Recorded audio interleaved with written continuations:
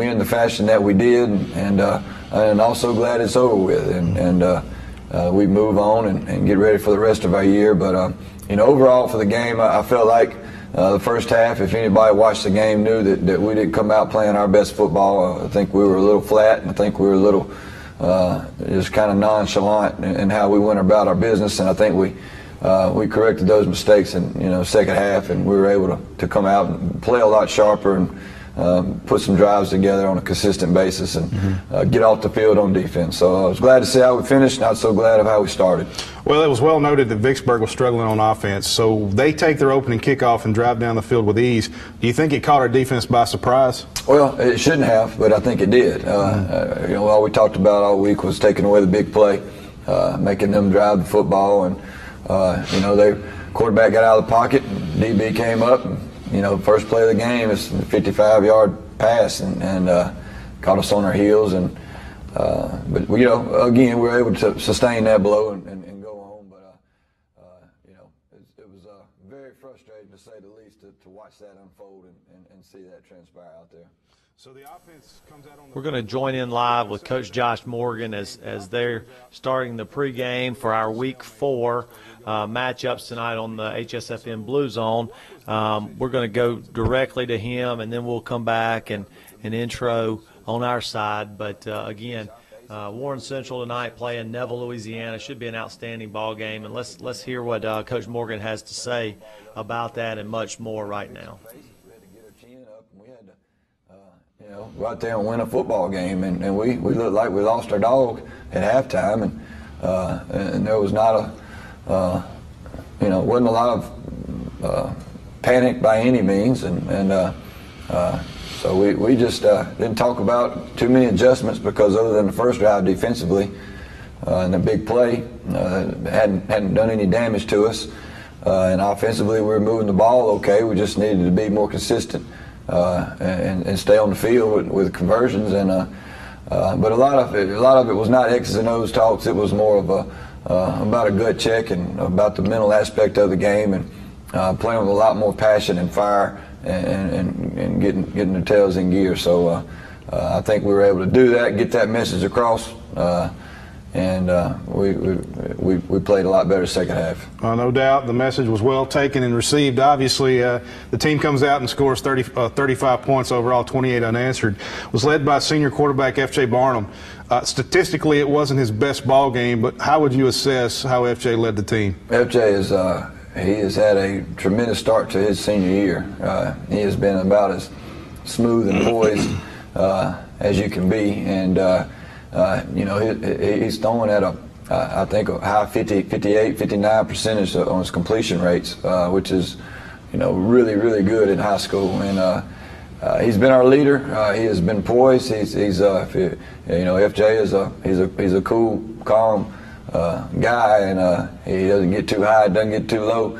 But he has done an outstanding job running our football team. I think that the more you get to watch it, the more that his accuracy and how he throws the football really pops off to you. And need to do a better job making plays down the field for him. There's some balls that are down the field that we're going to have to make in these tight ball games, and we've got to give him more help there. I think the O-line has done a good job protecting him. He's done a good job. Where he's progressed to is instead of first pass rush he sees, instead of rushing and running the football and getting out of the pocket, he's got two hands on the football, stepping up, great feet work, great pocket presence, and throwing some really accurate football. So we're very proud of him right now, and he is getting better every week as well. Well, Coach, FJ had a great game, but also the defense after that first series, they really settled down and had an outstanding performance. It's being led by our linebacker core, not only the starters but also the reserves. So what do you think is the key for these guys to play at such a high level right now? Well, I think our D-line is doing a good job of taking on blocks and maintaining their position and letting our linebackers run to the football and make plays. I think they're doing a good job, and if you watch our defense play, it's a unit. It's a true unit, and everybody needs the other person, and that's the way they play. They run to the football well. We've done a really good job of tackling. We've got to have to continue to do that. I think we had 4 missed tackles, which is really good. I thought we handled. There were some formations and stuff that Vicksburg threw at us that we had not seen, but I think they handled it well and were able to weather that storm. And so I was very proud. Other than the first series, I was very proud of how we played the rest of the game. Well, this is Viking Talk with Coach Josh Morgan. Coach, this Friday night before the game, a very special opportunity for you and your family. We'll be honoring your father, Coach Robert Morgan, and dedicating the field to him. Yeah. Talk about how special that is for you and your family. Well, I'm going to do my best to stay inside because I don't want to get caught up in all that. I can tell you he is a special person, and it'll be a fun time and an emotional time. Well deserved, and I think everybody in our community will agree with that. These guys out here, he's like their granddaddy. He's just a special person. He's a people person. He loves people, but he loves Warren Central. He loves Warren Central, and he always has. And it's truly it's been our home. We grew up in this field house that we're sitting in right now, and it means a lot to him, and to see something like this that will stand the test of time and last, hopefully, a long time. It's a very big honor, and he'll be the first to tell you it's not just his, though. It's so many people that were along that journey over the years with him and his coaching staff. What great friends. They were all like uncles to us. What great friends, and a lot of hard work by all of them went into it. So there will be a lot of people sharing a piece of that, and it'll be pretty neat. And I'm thankful that they're doing it because it's a big special honor. Well, you truly have been raised in this field house. I mean, he's been your dad, one, but he's also was your coach. You've coached with him. Yeah. You see him at all big family functions. So I mean, what has he taught you, though, other than being your dad and being a mentor and a role model to you?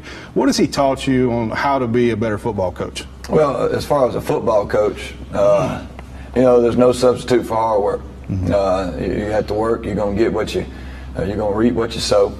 Put good people around you, loyal people who have the same vision, who are pulling the rope in the same direction, and have one thing that we've been able to do here is our coaching staff is second to none, and they all have this program means a lot to them and a lot of invested, and it's just a bunch of head coaches running the program is what it is. And our coaches they have a big piece of this, and a lot at stake here, and a lot invested here, and so a lot of what my dad has taught me is, and I've gotten a chance to watch him firsthand for a long time. And you get to learn so many little things, such as patience and watching how he handles kids, and it might not get the second or third time, but that fourth or fifth time that you're willing to stick your neck out for him, he gets it, and at that point in time, that player will have your back to the very end. Those types of things, and how he treats people. There's so much to learn, and I could go on and on, but he is a special person, a coach. I can tell you this: one of my dad's strongest assets as a football coach. He was sharp on X's and O's, and he would study and he would know what other teams were doing. But by far his biggest asset, and those who have played for him will agree with me, it was you talking about inspiring. The inspiration, the motivation, and he would poke different players different ways to get the very best out of them. One of them it might be ragging on them a little bit, another one it might be some words of encouragement. But man, I can remember his inspirational speeches and talks and fusses, and when you got through with it, you were ready to run through whatever was in the way, whatever, and he made you play way better than you were. And I think that's what everybody loved about him, because he got the absolute best out of each and every one of us, and that was extremely fun watching him, because you knew what he was doing. You got to a point where you knew what he was doing, what he was trying to do, and then you kind of step back and admire it and watch it develop, and then watch what he's getting out of individual players. It's really special, but that's by far, to me, he could inspire a lot of folks, and it was fun to watch. Well, Coach, as an outsider looking in, getting to know this program and being a part of this program, I can say that's what you're doing to these kids now. So you've learned a lot from your father, and it's great that you're carrying that on. But this week you have a big task ahead of you. A very powerful Neville team out of Monroe, Louisiana is coming over here to Highway 27. They have struggled a little bit this season. They lost a jamboree to West Monroe, and then last week losing to Ruston in the first round or the first week. But what are you expecting from Coach Mickey McCarty and his Tiger squad? Well, they have a very good program, and you know, jamborees are one thing, and another thing is they're playing West Monroe, who is one of the powerhouses as well. We will be preparing ourselves for probably the most physical game that we've played. Their offensive and defensive line will be the best that we've played, and they several different college prospects on both sides of the ball, big human beings. But they are very well coached. You can see why they've had so much success and why they are one of the state's best, why they played for state championship the last 3 years. You can see it on tape. You know, it don't take very long for that to stand out to you. They got a very good program. You can tell that they're well coached. Their kids play physical and tough, and they do a good job at executing. And you know, I'm not. I know this. We have to be at our best, and it will be like a district game for us as far as the opponents that we've played in the past. You know, the types of teams that we've been able to play with. So this is not something that's new to us, but it will be another great opponent that's physical and big and tries to run the football at you. You know, a lot of these teams are finesse and try to do so much stuff on the perimeter these days, but you can tell that they want to be a physical, in between the tackles type football team and use those both sides of the line. And on defense, they're going to put, you know, 7, 8 in the box as well. So it's going to be, we're going to have to make some plays in the passing game, and we're going to have to stop that run on defense. Well, Coach, not many people know about this group, and most of the time it stops at the borders, and we don't focus on teams outside the state. But after you've watched film on this bunch, how do they relate to maybe Madison Central, Brandon, Clinton, or do they really mold themselves in that image like someone we'd play in our district? Yeah, I think I think they favor Madison a lot, and I say that because what they've done here recently is try to run the football, try to control the clock, make you throw the football on offense, put 8 in the box, 7 in the box, try to make you be efficient in the air. Try to make you beat your receivers, beat man-to-man coverage, and try to control the clock with their run game and play-action passes. So I think they, as far as who we play and who we're familiar with and who our fans are familiar with, Madison would be a really good comparison there. Also, the size that they have up front. But like I told our guys, this is not about Neville coming here. This is about us having a chance to play a big-time opponent. And how will we react and how will we rise up to a big game atmosphere when the lights are bright, and I want to see our guys compete and them be the show. Well, Coach, since 2010 they've been one of the premier programs not only in Louisiana but also the Southeast. I think they've only lost a handful of games since 2010. So how excited are the kids to play an opponent of this caliber? They're excited. They're excited. We reached out to Neville after Natchez. We didn't renew that contract with them, and wanted to play a really good program. Wanted to be put our games in a tough situation, put our kids in a tough situation, and something that would be entertaining for our fans and us to get something out of, and a good program. But also didn't want to travel all over Mississippi and to the coast and up north. Everybody else would play in the metro area or around us. So them being an hour and 15 minutes away, we reached out, and they were all in as well, and it'd be a great idea. And so it's two teams with pretty close proximity, good programs, and we're expecting a big crowd from them as well. And it'll be looks like great weather. It's going to be I think it's going to be a special night, and hopefully we can put a show on. Well, Coach, finally, what's it going to take for us to come away with a victory against the Tigers? Well, our big-time players are going to have to make plays. We're going to have to see plays explosive plays. They're going to have to be made, and we need our big time players to step up, and we're going to have to get off the field on third down on defense. Like I told you earlier, they're going to try to run the football. We're going to have to be physical and get off blocks and make tackles, and we're going to also have to be able to make plays in the air on offense, and we're going to have to find some way to have success in the running game. Whether they stack 8 or 9 in the box, we're going to have to be able to run the football, and if they do that, FJ will be a good option there as far as the read zone and pulling some of the runs. If they commit to the back, he'll have an option to pull it and run some RPOs off of it as well. So we'll have an answer for what they're doing. Very well prepared. I think our kids are ready to go. Right now, it's going. Like I said, our guys are going to have to make the plays that'll win the game. Well, Coach, looking forward to it. Me too. Best of luck to you. Thank you. Well, folks, that's going to wrap it up for this edition of Viking Talk with Coach Josh Morgan. We thank you always for your support of this Viking football program. This Friday night, playing Neville here in High. Open up Division against the Greenville Hornets. Hope to see. And for Josh Morgan, I'm Brandon Davis, and until next time, fight on, Vikings.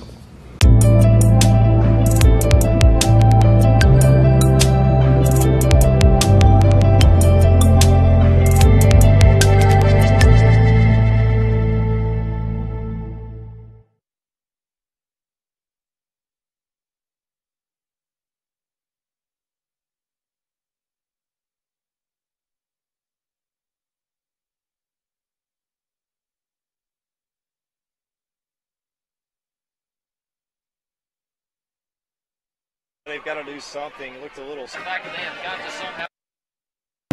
Nowhere high when I'm getting you close.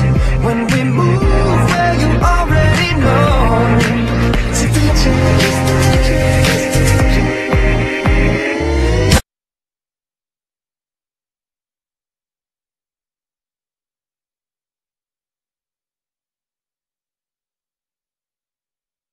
Already know. Take the chance.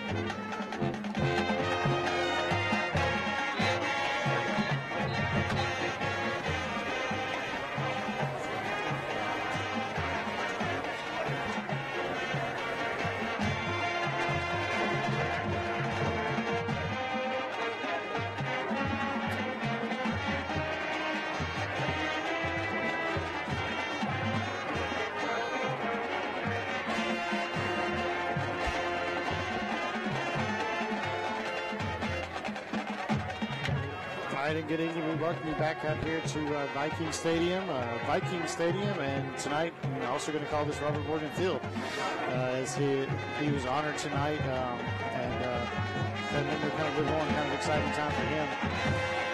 Briggs, let's talk about this game tonight. It's a huge challenge for the Vikings. Neville Tigers come in from Louisiana, and just kind of looking over this team, this is one of the biggest teams I can remember seeing in high school football. Indeed, they are. As I walked out on the field for the game here, there are two offensive line units who are bigger than anything I've seen in a long time in high school football in Mississippi. It reminds me of the old Madison Central team that had Doug Buckles and Chris Spencer and a few of those guys. They're just enormous. And when you look at the defensive line, two of their starters, one's 285, the other 300, and they look athletic too, Jeremy. They don't look like really overweight guys. They just look well-built, athletic, physically intimidating kind of players out there. They look like a college line almost. It's really impressive. Tigers come in from Louisiana. This is also a team that's been had a tremendous amount of success over the last several years. Now, Louisiana football starts a little later than Mississippi high school football, so this is only Neville's second game of the season. Last week, I think they played, was it Riverside or Ruston? I'm sorry. Ruston lost 19-10. So they've obviously had some things that they wanted to work on, and they're going to bring their talent over here. So second game. On the flip side, Warren Central's coming to their fourth game of the season. We've been battle tested so far against some pretty talented teams. So it'll be interesting to see how this kind of works out. There's the experience that we've gained so far this season. Will that help us going into this game against a team that's still maybe trying to figure themselves out, as they were replacing a good number of starters from last season? Yeah, no doubt. These teams are both going to be athletic. We may have a little advantage on speed based on what I've seen on film, but not much. They've got a very diverse, multiple offense, a lot of different sets, and they do a lot of things out of it. Some read options, some down the field passes, and then a lot of misdirection plays. So the Viking defense is going to have to be alert, especially when you've got a team that's physically intimidating from just when you look at them on the hoof, so to speak. They just look really impressive out there.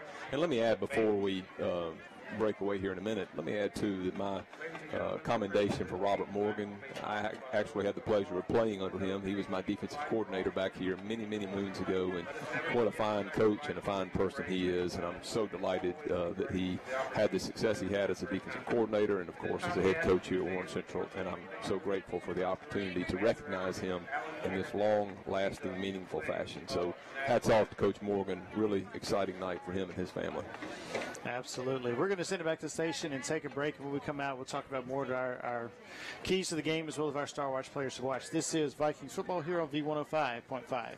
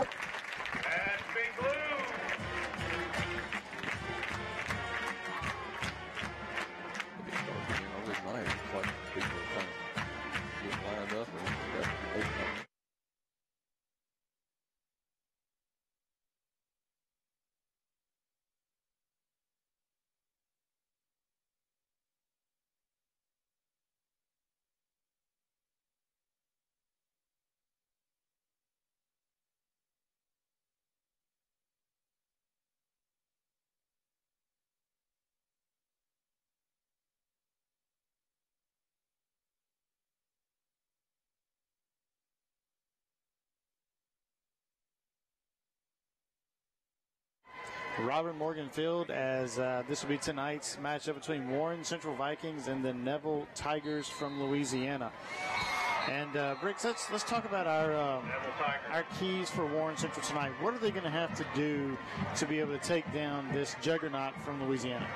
Well, you mentioned that they're a juggernaut.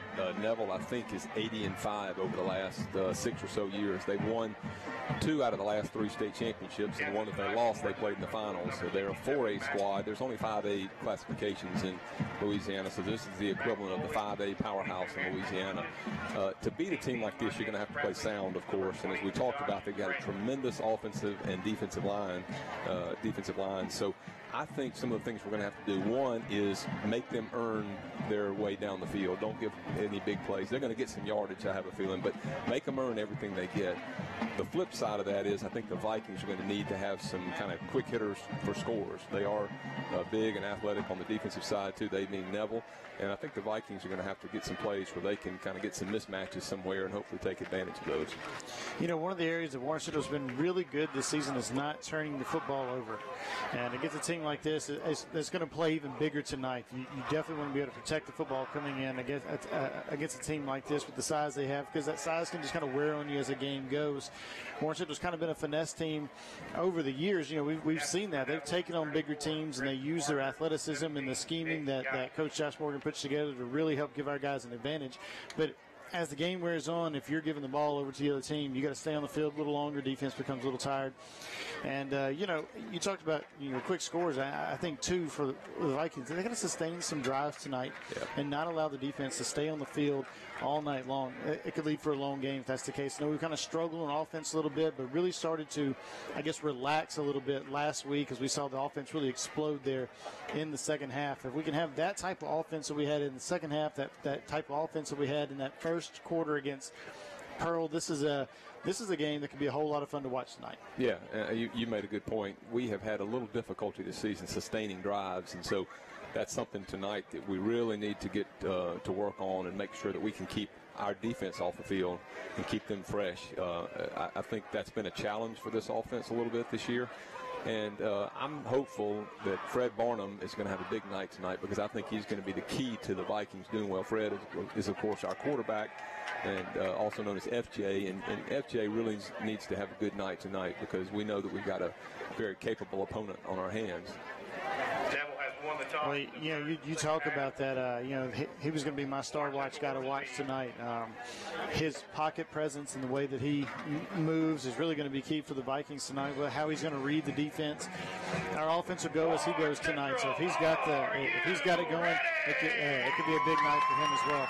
Yeah, captains. I'm sorry. Yeah, go ahead. Just going to identify the captain tonight: Josh Brannon, Matt Foley, Anthony Funches, and Monye Spratley, 4 seniors leading the way. The Neville Tigers had Nick Geis and Grayson Parker as their 2 captains out here tonight. Warren Central will be in all red here tonight. Their red pants with the blue and white stripe going down, red jerseys with the white numerals, and the red helmets with the white WC across the helmet. Neville comes in, their colors being black and gold. They will be kind of a Steelers type look.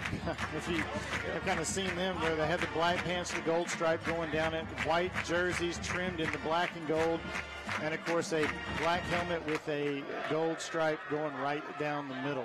They remind me of the Grambling Tigers a little bit. It's a team that's not too far away from Monroe. Neville, of course, from Monroe. Grambling just outside of Ruston, Louisiana. But they kind of have the same uniforms with that vertical stripe on the shoulders, but the Steelers-type helmets.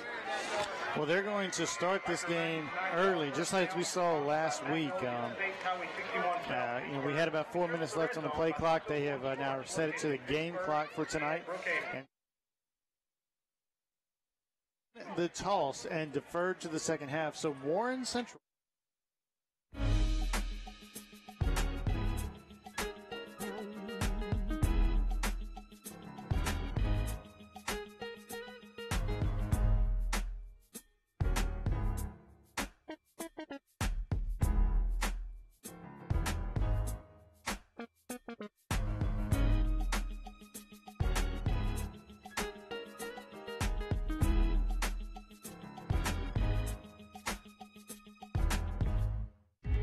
The first quarter is brought to you by Kimberly Walker Naylor Law Office.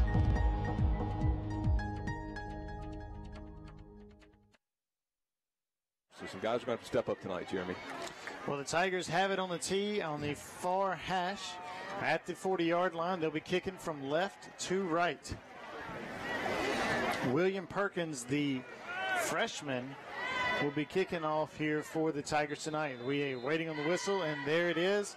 And we're getting ready to get this game kicked off, and here is the kick. It is a high kick, short. Will be taken in about the 5-yard line, up across the 10. Stutter steps across the 15 and upended right about the 17-yard line is Corey Wilson, and that's where Warren Central will start their opening drive. Yeah, we've had a little difficulty with our kickoff returns this year. We got the one that Mason Quimby had kind of on the squib kick that I think he surprised the Clarksdale Tigers, and then we had one other pretty good one I think Anthony Funches had, but we've really not done much on the kickoff this year, and that's something I'm sure the coaches are going to continue to try to take a look at to see if they can improve on.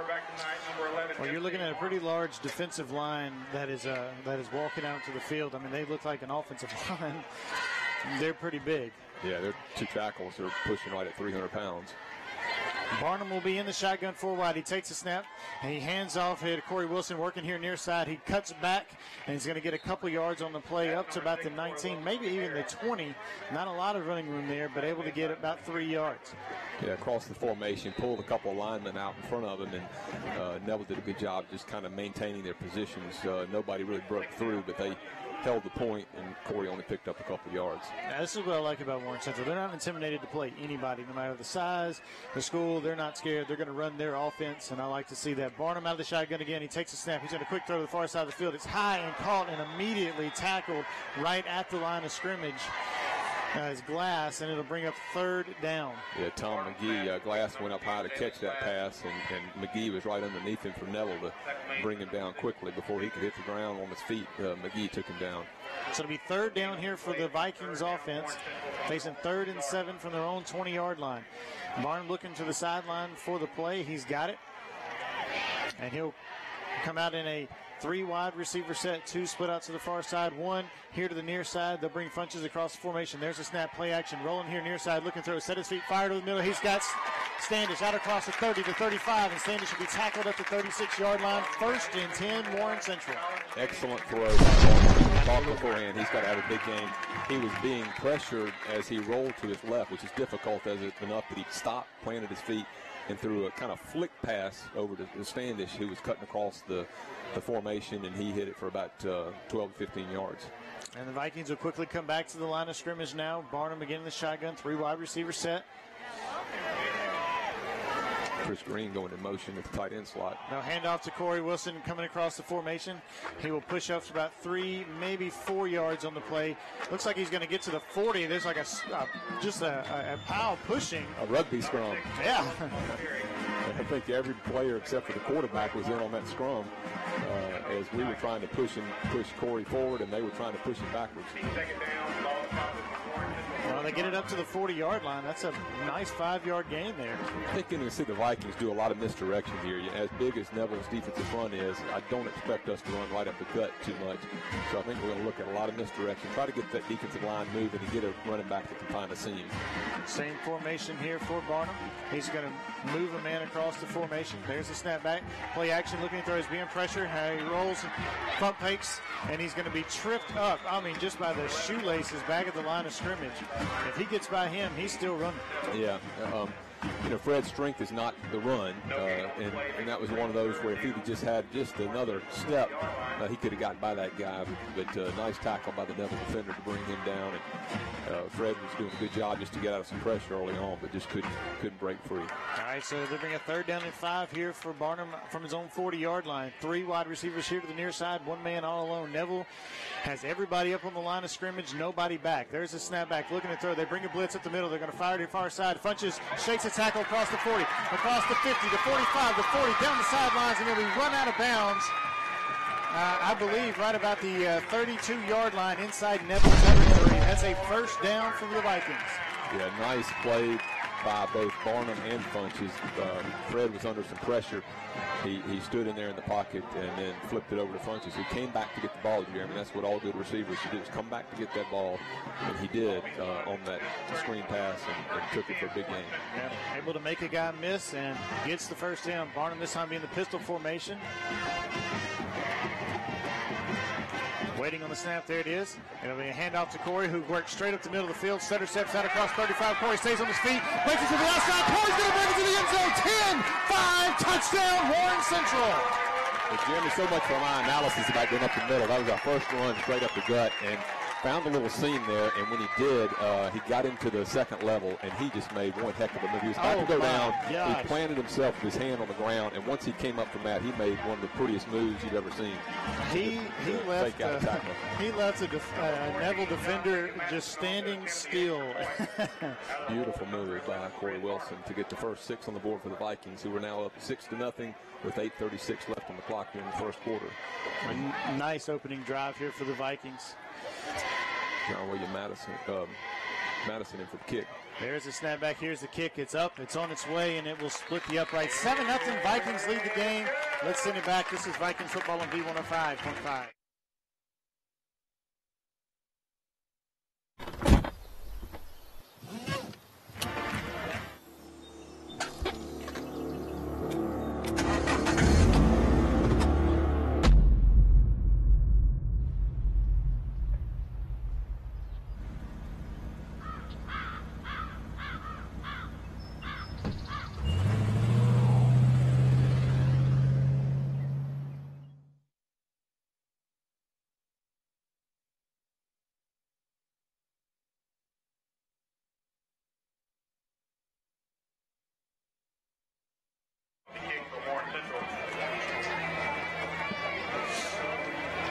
I like that drive. 2 third down converter. And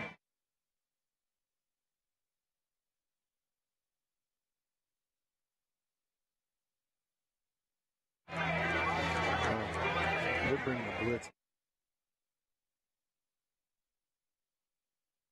Back here to Viking Stadium, Robert Morgan Field, as Warren Central leads this game 7-0 over the Neville Tigers.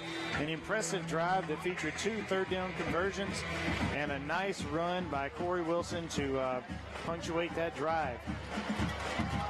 And here is the kickoff straight down the field. We're taken in about the 5-yard by Neville, cutting across the field to the far side, across the 15. Stutter steps, gets to the 16, and that's where he will be stopped. So good kickoff recoveries there for the Vikings. Jeremy Miller and Kevis McDaniel. Jeremy kind of stopped him first. Kevis cleaned it up. So nice work by the kick coverage team for the Vikings. We'll get to see the Neville offense for the first time tonight. Yeah, Jeremy, really nice. You and I were talking about it at the break. Really, really nice drive for the Vikings. They've been struggling with that and just had a nice drive, picked up a few first downs in that offensive drive and put 7 on the board. That's the way you want to start a game against a powerhouse like Neville. Absolutely. So Peyton Battleford would be the quarterback. He'll come out in the shotgun formation, 1 wide receiver split out to each side. There's the snap to a handoff to the running back straight up the middle. He'll have a couple of yards to about the 17-yard line. So 2nd down and 8 upcoming here. Yeah, it looks like we've got, we mentioned a couple guys we're missing. It's like Chris Green and maybe Josh Brandon starting at end and tackle on the defense, respectively, for the Vikings. Well, one of the strengths of this Vikings team is their linebacking core. They just converge very quickly on the ball, and you saw that there. 2nd down here and 8. There's a snap, bringing the blitz off the far side. Quarterback's in trouble. He's hit. Ball's on the ground. It's rolling around. And are they saying incomplete pass? I think they're saying incomplete, but it took a while for that whistle to blow. It looked like they were he got hit. I couldn't tell who hit him from behind, but got a good rush in on the backside, and the ball came through. His arm was moved. Flag on the play on the Viking bench here is probably a warning, sideline warning would be my guess. But well, the Viking coaches thought this was indeed a turnover. The quarterback was hit as he was throwing the ball. I thought it was a fumble, but it was to the far side of the field, and it took a while for them to register it as a. Look, we're getting a sideline warning on the Vikings, Jeremy, and the 2 officials on the side are talking to coaches. They were pointing over the Neville coaches being out by the field, but I don't think I've seen that in high school football. I've seen it in college and maybe in the pros, but not in high school football. Well, now our coaches have to walk out and have a conversation with the official there. I'm not really happy about what they saw. And now the official is in the huddle having a discussion. Not quite sure what this conversation is, but the same thing is happening on the far side of the field as well. Yeah, this crew does not look familiar. It may be a Louisiana crew, and that's okay. I don't have any problems there, but it may be that they're a little more sensitive about the sideline than the Mississippi crews, because I have not seen that penalty called. And we frequently see, Jeremy, coaches step out over the line when they're making calls, but step back when the plays run. And that's what they look like. Coach Josh Morgan, our head coach, was out just a yard or two onto the field, and they threw the flag on him and gave him a sideline warning. Well, we see that just about every week from him, so he's going to have to watch that tonight, because if this official crew is going to call it, it's going to be there. So, I mean, it could be a Louisiana crew. I'm not familiar with him. So Battleford will come out in the shotgun formation again. He's going to have a 3 wide receiver set, 2 split out to the far side, 1 here on the near side. He takes a snap, rolling to the far side of the field, fires, and is intercepted at the 15-yard line by the Vikings. There's a flag on the field. Yeah, we've got Kevis McDaniel made the interception. Just looked like a low pass by the quarterback. He had a receiver out there in the flats, and McDaniel just an eligible man downfield on Neville. So that would be decline, and the Vikings will have the ball in great field position. At the 15-yard line of Neville, already up 7-0 with 7:33 left here in the first quarter. You couldn't ask for a better start if you're a Viking fan here. Defense is playing really, really well. They pressured the quarterback twice. They forced, in my opinion, with a fumble called incomplete, and now they forced a turnover anyway. So they're really aggressive and fired up. Yeah, Vikings need to get their offense in the field. 15 seconds on the play clock, 7:33 on the game clock, and the Vikings are just now running onto the field. Yeah, clock's under now 10 seconds. Doesn't seem to be a sense of urgency. 5 seconds. They better hurry it up. They're not going to get this play off. I don't feel well. There's a snap, and they do get it off. A handoff to Corey, who's bottled up in the backfield. He's going to lose a yard on the play. Just did get that snap. Really just kind of fell asleep at the wheel there. Good field position, and it's like we rushed into that play because we had so little time left to adjust when we got to the line of scrimmage. Well, the official was watching Coach Rob Morgan, so he's going to call the timeout. So 5 wide receiver set here for 4 wide receiver set, 3 here to the near side, 1 up top. They'll bring Corey Wilson across the formation. Play action, looking to throw. Fires over the field. He's got a man wide open. His punches in the end zone. It's just incomplete. He also had Standish. Standish was wide open underneath. I thought that's who he was throwing to. I thought this was a touchdown because Standish was standing at the goal line with nobody within about 4 yards, and he threw it to Funches, who was in the back of the end zone or middle back of the end zone. He did have a defender closer to him, but wow, that was one for sure touchdown if he had thrown it to Standish. When they go back and watch the film, he's going to go, oh, I can't believe I missed that one. So 3rd down and 11 here from the 16-yard line of Neville. Vikings threatening here after the turnover. Neville showing pressure. There's a snap. They bring a blitz straight up the middle. And in trouble is Barnum. He will throw it. And it's going to be intentional grounding, I'm sure. No. Corey Wilson was in that area. It was an incomplete pass. It looked like it was going to be intentional grounding, but fortunately, Corey came back to the quarterback who was in distress. That was just a jailbreak blitz, and Barnum had no chance. I mean, his only thing he could have done was to stand there and just throw it up at a receiver in the back of the play. Well, they're not calling it incomplete. They're calling it a huge loss. Wow. They're going back to the line of scrimmage. Because he got rid of it before he was taken down. I mean, the defender maybe had barely touched him when he threw that ball in the direction of Corey Wilson. All right, so we'll have a field goal. All right, we're showing you guys the Warren Central Neville game right now.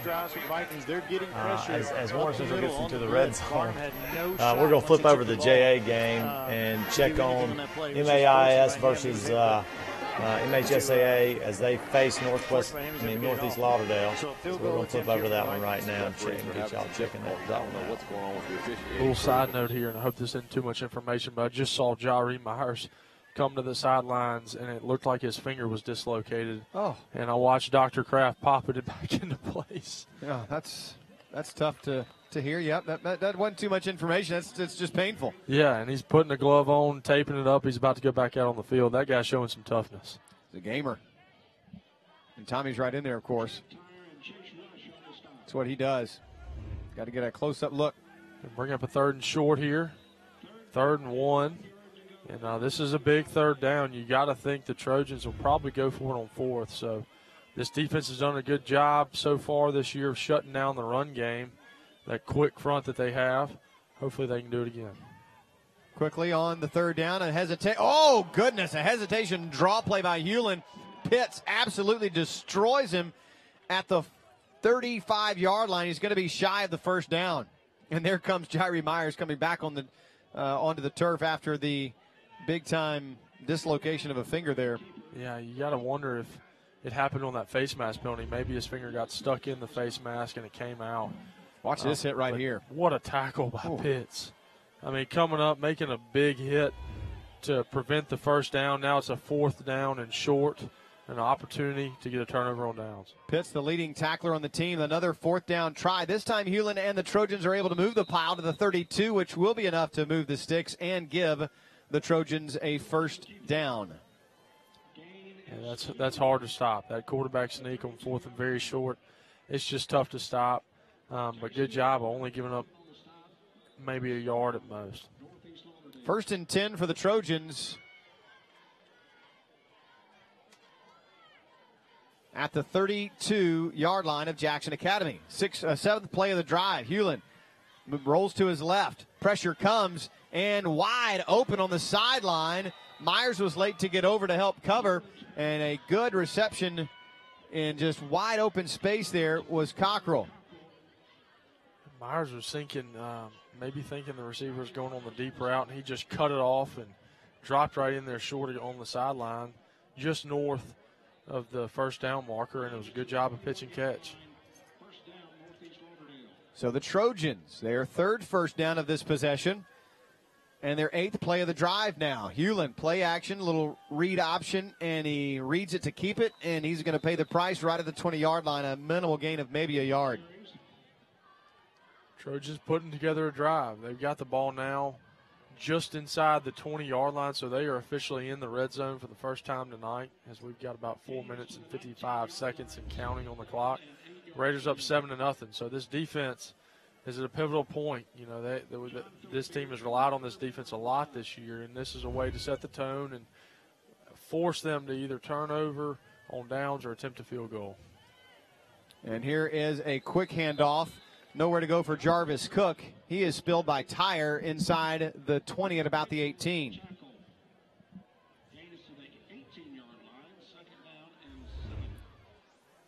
So now second down and 7 coming up for the Trojans as the Raiders try their best to keep them out of the end zone and at least bring up a field goal try, which is something the Trojans have not actually worked on yet this year. They're 9 of 12 in extra points, but have not attempted a field goal in 3 games. Now Hewlin to throw right over the middle, broken up at the last moment. A great job of reaching around by Walker Benner, and a little help by Luke Pitts on the play. Great job in coverage by Benner. You know, Benner's a guy who he's been making big plays each week, and he sits there, got the receiver coming on the crossing route, deep crossing route, and Benner sits on it from that safety position, steps up, gets his hands in there, and breaks up that pass. And now you see here, like you said, they're not going to try the field goal. They're going for it. 4th down and 7 yards. Ball's on the 19, and they are going for it here. Well, now it looks like they're calling a timeout. And that was Thigpen on that last play. My apologies. So now a timeout on the field as Jackson Academy will work on a defensive stop here. They've held them to 1 for 2 so far on 4th downs. And on the season, Jackson Academy defensively, let's work in the 1 for 2 tonight. So that would be 5 of 9 on 3rd down stops. So a little over 50% in trying to stop them on 4th down. It's not a really great number. It needs to be a little lower than that. Yeah, you're exactly right. And, you know, that's surprising to me. After seeing this team play for 3 weeks now, this being the 4th, it doesn't feel like they've caved in pressure situations at all. And I think maybe those 4th down tries were early in the game. But when they've needed to the most at the end of the game, when they've needed – the offense has needed them to step up, I feel like they've come in on these 4th downs and had some big stops. Hewlin calls for it himself. On 4th down, he flips it out at the last moment on the screen. Can he dance his way to freedom? No, he's jailed up at the 16-yard line as Beard and Pitts was in the area, but Myers, one of the guys to lay the lick on him. Tyre just comes straight through the line, puts pressure on the quarterback. Quarterback floats it out on the bubble screen to the receiver. And if you just look, I mean, it's just a lot of blue jerseys coming in pursuit. The receiver for the Trojans had nowhere to go. He tried to dance around a little bit, but there was nobody getting through past those guys. So the Raiders take over for the second time tonight on downs, as it will be Kincaid Dent back in the shotgun. Quick screen pass to Mason, but he drops it this time, and good blocking was set up for him too. Yeah, that's what they did on the previous drive and had a lot of success. Threw the ball to Hunt Stevens and threw it to EJ. That one again to EJ, but EJ just unable to reel it in as the ball goes straight through his hands. Now Jackson Academy will get back at it on 2nd down and 10 from Dent and an empty backfield. Only rushing 5 right now as the handoff goes on the outside to Myers. And Myers is going to have a penalty flag dropped near him after the carry. Who's it going to be on is the question. It would be a loss of 1 on the play. You got to wonder, with it being right there, maybe it's a face mask again? Not sure. Unless it was a holding, it looks like it's against the Raiders. Tommy believes it was holding on Hunt, and the Trojans declined it because they got a loss of a yard on the play. So. Hey guys, welcome to another evening of high school football action with High School Football Network's Blue Zone. Tonight we have a couple of big games for you, and then we have a couple of our staples that have off nights. Madison Central, Vicksburg, and Northwest Rankin are off, and we have a couple of great games for you guys. We're going to dip it over to Simpson Academy versus PCS, Presbyterian Christian Academy, in Hattiesburg real quick after we kind of get through this. And then we're going to go after that and see Ridgeland and Forest, where one of the top players in the 2019 class shows his skills up in Ridgeland, Mississippi tonight. DeJuan Black, he's a big-time safety out of Forest, Mississippi, and has had a great start to the season. So we're going to touch base on that game a few times and see if Coach Ernest and that spread offense can really do some things with that really vaunted Forest defensive backfield led by DeJuan Black and the Bearcats looking to go 3-0 on the young season. We showed you guys Warren Central and Neville, Louisiana. Coach Morgan's got those guys rolling again. I think they just put up another 7 to make it 14-0. We'll bounce you back to that in a little bit. Don't forget tomorrow, Meridian, Noxubee County, 2 big-time programs. Both of them are kind of off to slow starts this year, so that should be very, very interesting. And that'll go off tomorrow. We'll have that action on the mobile app. So come check it out. But as we go, we're going to send it over to the hole at Mendenhall, Mississippi, with Simpson and PCS as PCS is driving right now. We'll touch base back here in a few and get you guys out to a couple different games. All right, appreciate it.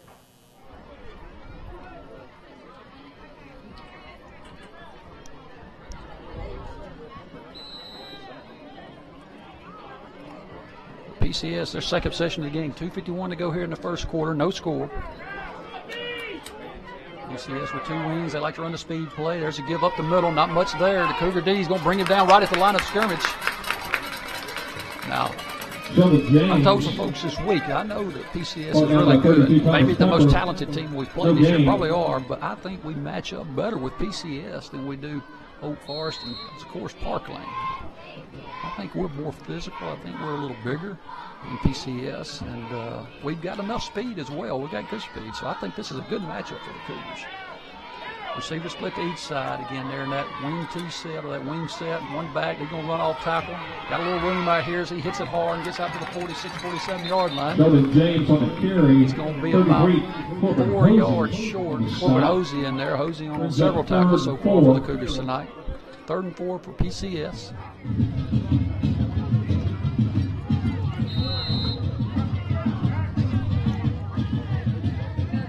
Linebackers tonight for the Cougars: number 6, Caleb Garner; number 33, Corbin Hosey; number 9, Austin Creel; number 2, Michael Winstead. Your secondary: 11, Zach Ainsworth; 12, Bryce Kaufman; and 3, Hunter Klein. Not much there. He fumbles. I think the Cougars got it. The Cougars get it. First down, Simpson. Oh, great job right there by Cook Weathersby. As he got in deep penetration, and the running back just fumbled the handoff. Cougars now take over to 43, 1st and 10, 1:38 to go here in the first quarter. The 43-yard line.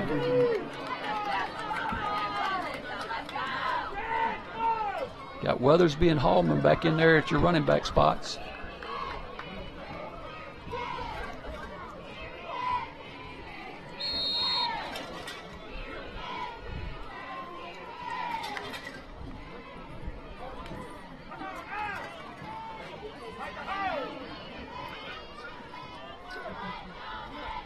There goes Hallman running hard. That's Weathersby actually. He fumbled the football. Oh no, picked up by PCS, and they're going to bring it back in Simpson territory to the 43.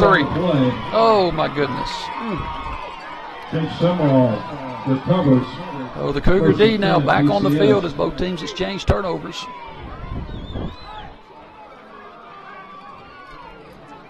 You got to shake that off and get back out there defensively, and let's make some plays.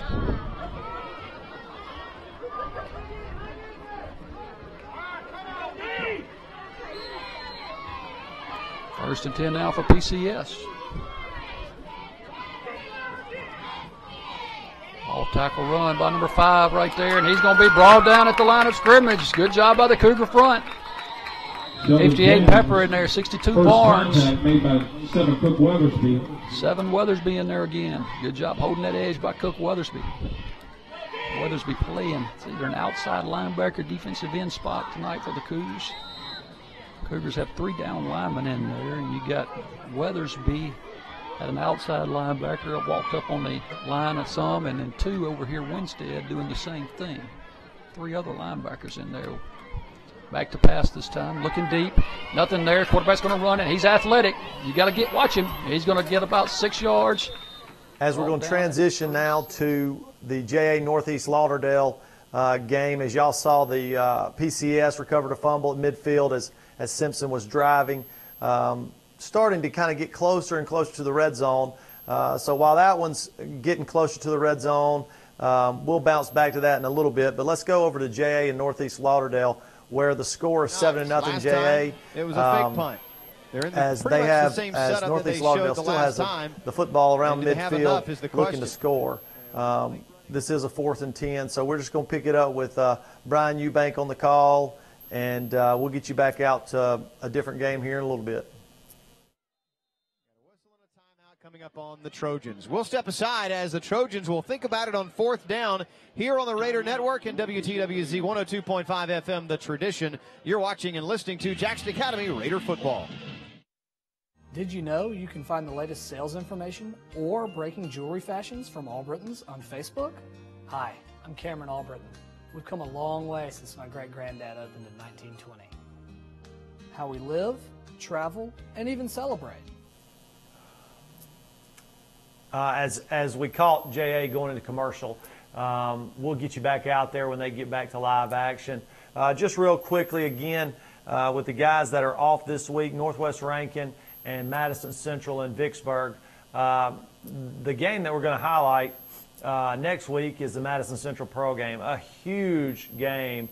Pearl, number 1 in the state in a couple of different polls. Madison Central, number 2 or number 3.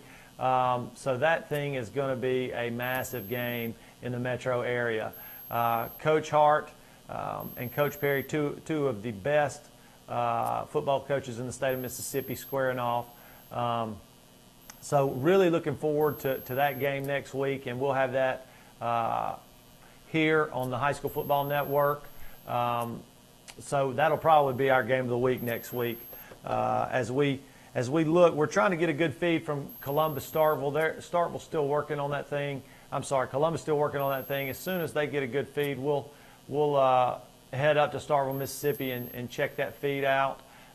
We're about to go to Ridgeland and Forest to check out DeJuan Black and the Bearcats go against Coach Ernest and the Ridgeland Titans. So we're going to send you guys there right now, and we'll bounce it back if somebody gets in the red zone or looks like they're about to score.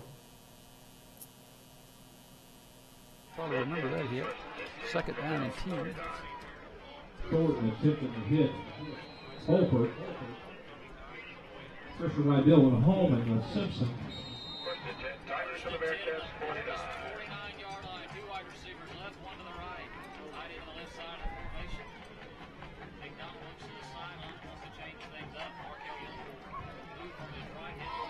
Second 10 for PCS. He's going to get it. Little counter play, 11 running hard. He's going to be brought down inside the 5 around the 3. The tackles, Klein and 12 Kaufman.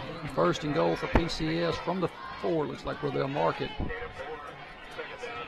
First and goal.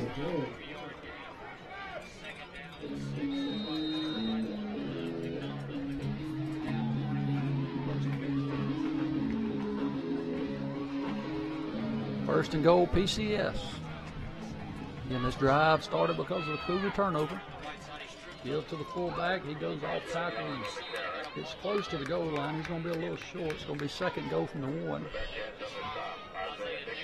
Weathersby came hard off the end and almost made the tackle in the backfield. Second goal from the 1. PCS looking for the first score of the football game.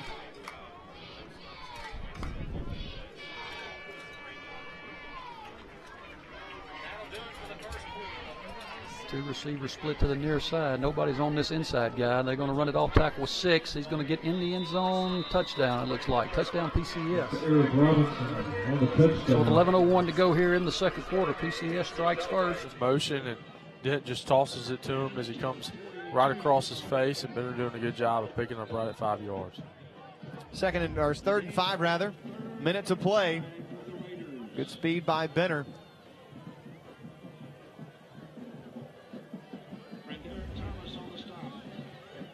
Under a minute to play here in the first quarter. Coach Larry Weems, Coach Parker Harris, Coach Danny Robertson of the offense looking on here, seeing if these Raiders can convert on 3rd and 5. E.J. Mason is open, but Kincaid Dent has no time to get rid of the football because Brock Butler's in the backfield for a big sack. The first sack against this Raider offensive line in 2 weeks. They didn't give up a single sack last week, Andrew. There's the first one since game number 2 against Lamar. O-line's just been doing a great job, and Dent rolling out to his left, really didn't have anything but that one defender in his face, Chuck Butler, number 87. He just did a great job of making an open field tackle as Dent was trying to keep his eyes downfield and make a play. Good look at Butler as Joshua Lucas will send the punt away, but he will. Why did the clock stop? Well, there's no referee out here. He was talking on the sideline. Must be the band was playing too much because I see the coach waving at the band about when they can and cannot play. So he's cutting them off over there. So now it looks like we're ready to go. And they will have to wait to play again. That's maybe now that's being relayed to this sideline.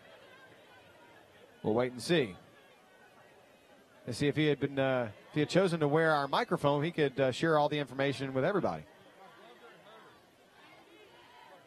Resetting the game clock to, I didn't see what number, 17 maybe? Pass down to the 7-yard line. It'll be first and goal tight. Coach Ernest talks about it all the time. If they can't stop it, run it again. Run it till they stop it. You got to love that velocity. Yeah, you do. And really, the defense, you just got to stay on your P's and Q's here and really match up with the receivers. First to go at the 5. Hand off to Young straight ahead, stacked up as he gets inside the 5-yard line. Hands off to Markel Young. They'll mark him right at the 5, right back to the line of scrimmage. They're not going to give him any forward progress. Jaden Rowell. Bearcats, you can tell. And Isaiah Nixon on this stop Try not to for the give up so Bearcats. much up the middle. Gain of 2. Second and goal from the 5. Second and goal, give it to Markel Young, battling, still twisting, turning right at the goal line, and they're going to mark him down at the 1. Markel Young. Markel Young fighting his way, pushing Bearcats around. From the carry. Ball is advanced down to about the 1-yard line. He's at about the 1-yard line here, and it'll be third Titans in that Patty Pine red zone. 3rd and goal at the 1.5. 2 wideouts right, 1 to the left. A shotgun from McDonald takes the snap. Handoff Young. Straight ahead, he's in. A 2-yard touchdown, walk-in. Ridgeland's having a little bit of trouble with their feed right now. We'll head back to that game as soon as they get it squared away, and it looks like it's back as Ridgeland's at the goal line. So we'll send you back out to that game right now and check in on the JA Northeast Lauderdale game if and when Ridgeland scores. Coach Ernest has to be really happy with how his offense is performing. They're performing at a very high level right now, and you got to be happy 4 for 4. There's the snap, hold, kick on the way. Kick is good. 10:53 to go here in the second quarter. Ridgeland 26, the Forest Bearcats 7. We'll take a timeout. Titan Football Network, 106.3 FM, 1400 AM, and on live stream. Cook showing his athleticism there and his speed, catching the punt and doing a good job of getting the Trojans again good field position to start. Raiders the past 2 drives, unfortunately, have not been able to get anything going offensively and actually lost yards. So have given the Trojans good field position to start. I think they've started probably averaging right around the 40 to 45-yard line each time. Now they're actually in Raider territory with the ball 1st and 10 at the 45. So JA defense got their hands cut out for them as it's only a short field for the Trojans. And now on 1st down and 10, a give up the middle. Nothing doing for McClinton. And Jackson Academy holds him right at the line of scrimmage on 1st down. This Raider defensive front is just doing a phenomenal job. Reading the quarterback. Quarterback's doing it's just the read option. And he gives it. And you see, as soon as he gives it, those defensive ends just collide down. Nose guards in position to make the play. Linebackers are swarming. You can tell this defense is in position to make a play every time, and they're doing a great job executing. Now quickly on the outside, pitch and catch to Jarvis Cook. In motion. He's going to roll to his right to throw. He's under pressure, looking downfield. Going to throw it downfield. Passes incomplete. Way across the sidelines, intended for Hamlin. So 3rd down and 14.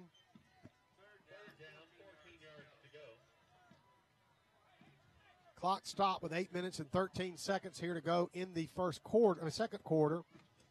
Clinton leads 7-0.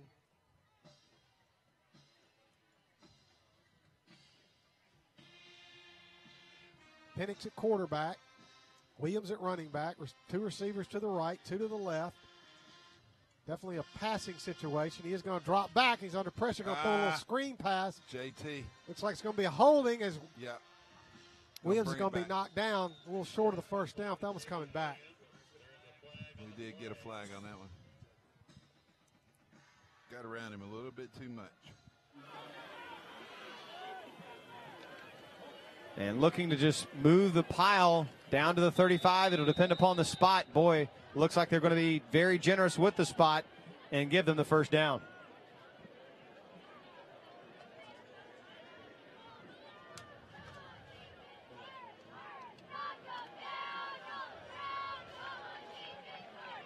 They do, in fact, give them the 1st down. Now it's going to bring up 1st and 10. As they literally got the ball to the exact inch of that 1st down marker. So going to bring up 1st and 10 from the 35. 10 minutes and 18 seconds and counting on the clock. Raiders still up 7-0 in this second quarter. And but this Trojan offense is showing they're not going to go away, and they're going to keep fighting and keep trying to pick up some yards. On 1st and 10 to the outside. Again goes McClinton for very little. Again, I've talked about it tonight, just the Raider defense has done a heck of a job in pursuit. And you see there, that's a prime example as the Trojans hand it to number 20, Michael McClinton, as they bring him in motion, sending him around the right end to the wide side of the field. And there's just a lot of blue jerseys in position to make a play, and then they come and they swarm. Brings up 2nd and 10. And now the fake to McClinton, keeping it is Hewlin. He's going to be hit in the backfield, but he escapes, but not for long. Benner and Beard in pursuit after tire with the initial contact, and they drop him for a loss. Big stop there on second down. Loss of about 2, going to bring up a 3rd and 12, which is certainly a lot better than the last third down they had. So, a good opportunity here to get a stop. You got to think Trojans will probably go for it again on 4th down, but it's a lot easier to stop that 4th and long as opposed to that 4th and half a yard. I want to know if how many times they've gone for it on 4th down this year. Yeah, there's no telling. Do we have a punt statistic on them? No, there was one. There wasn't one. They may not have punted yet. Yeah. Hewlin to throw. Trent Tyre pressures him, and he's not able to get to the sticks. He's barely able to get back to the original line of scrimmage. And again, a 4th down coming up here for the Trojans. Tyre doing what he does best. He just bull rushes that offensive tackle and just gets by him and puts a lot of pressure on the quarterback. Quarterback basically panics, tries to make something happen with his feet, and slips for no gain. And looks like they could punt. They're in a position to punt, but you never know. It's Cook in the backfield, so he very well may catch it and take off running. Oh, he will. Oh, that's why they don't punt. And that punt was advanced. I'm not sure he can do that. Can he? I don't think you can do that. No, it should be down where the ball is touched. It looked really neat, but unfortunately, you have to pass with your hand and not with your foot. It is, after all, football, not soccer. So he may have thought it was thrown. Who knows? Yeah, I don't think I've ever seen that before. I certainly haven't. That was interesting. It was a great catch. Unfortunately, even though it was maybe the longest play from scrimmage for the Trojans, it actually comes back to the 31-yard line. So it goes down as a 6-yard boot. Unable to take advantage of any roll. Yeah, that definitely could have. So JA will take over at their own 31 with 7:57 to go until halftime. And what should be a better offensive game for the Raiders just hasn't produced yet, as JA on 3rd down only 1 for 3. I mean, Northeast Lauderdale has had 6 3rd down chances and yet to convert. And then a busted play, it looks like, is Dent. It was not a face mask Clearly at not all. A face mask. I mean, it's a good hard tackle, and the kid's helmet came off, and they're going to call that against the Vikings. Just an awful call by this officiating crew. I mean, they had him stacked up short of the line of scrimmage. Oh my gosh. That was not a face Oh my mask. gosh. They're calling it a personal foul face. It's frustrating to sit here and watching a crew completely take the game out of the kids that are playing this ball game. Man, I don't know what you do about that. Great. Somebody, I think it was Jalen Allen or David King, stacked him up, and then Hobson came over and just tore into him. His helmet comes off, and then they call a face mask. It was fundamental tackle. So Neville gets it the first down in the first 15-yard line. Yeah, inside the red zone. They trail the Vikings by a score of 10-7. Really benefited this drive. 9:33 left here before the half. There's the snapback. Thomas looking to keep it. He's going to work here near side. Will slip one tackle, spin move, and going to be hit hard about the 11-yard line. Yeah, he was dancing around good, but a couple of Vikings stayed at home. I think that was Cole Ashley on the stop there, but good job for the Viking defenders to maintain their position and corral him for a gain of about 3. Second down for the Tigers, spotted just at the 11-yard line. So second down here for the Tigers as Thomas will look to the sideline for the play. He's got Riley directly behind him, and he's got a tailback just off to his left shoulder. One wide receiver split out to each side, and now a flag comes flying. And we have seen a lot of flags to start this ball game. Yeah, some big ones on the Vikings. A couple of touchdowns off the board and a critical 4th down flag that cost the Vikings from getting a turnover there.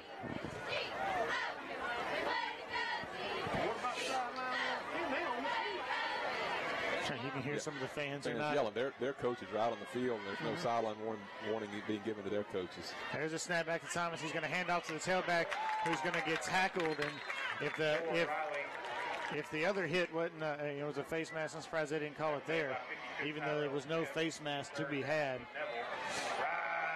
Yeah, good play. Cole Ashley again, and Terrell Smith in there. I think Antonio Cooper, too, helping out. But good job by the interior of the Viking defensive line. All right, so third down here. The Vikings defense has just really played their hearts out on this drive. 8:20 left here before the half. Protecting 10-point lead. Back to pass his quarterback. He's going to fire toward the end zone. It is complete. Caught inside the 5, and the receiver pushes toward the goal line, and he's down at the 1-yard line. They're going to call him a touchdown. Oh my God.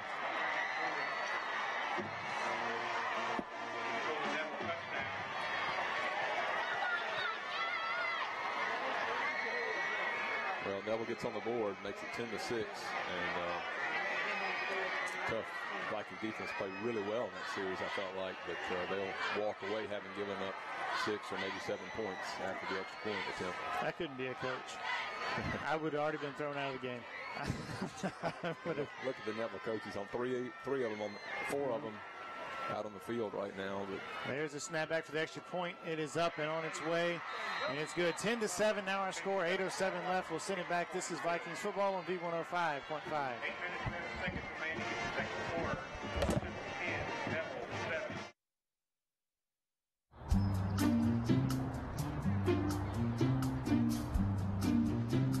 6-yard line.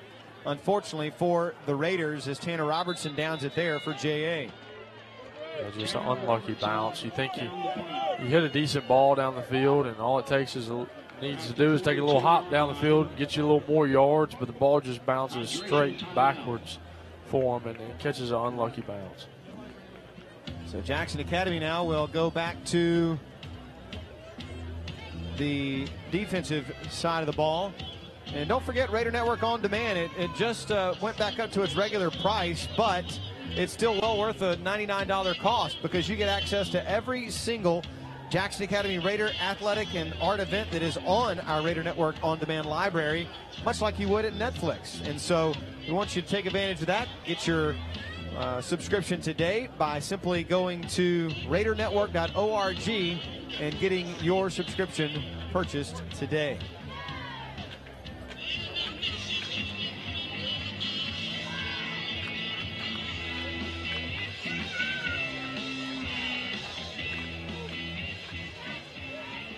So the Trojans will go back at it 1st and 10.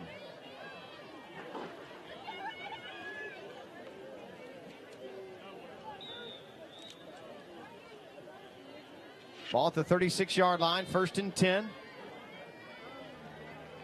Trojans still within a score. Have to feel very fortunate because they haven't maybe played their best, but they've stuck around because the Raiders have shot themselves in the foot enough to where they're still within a score right now. Pitts on the stop of McClinton, but it's up to the 43-yard line. And Tommy, this has been a very frustrating first half offensively after that first drive for the Raiders. Yeah, guys, I mean, really, you think about it, the first drive, we converted 37 yards pretty easily, but so far since then, a lot of struggles with the offensive line, and Kincaid is, not that he's playing bad, but just not really doing a good job of reading the Northeast Lauderdale defense. And, just a lot of frustration from Coach Parker Harris and Coach Larry Williams so far tonight, guys. And one thing, Andrew, the Raider defense is still...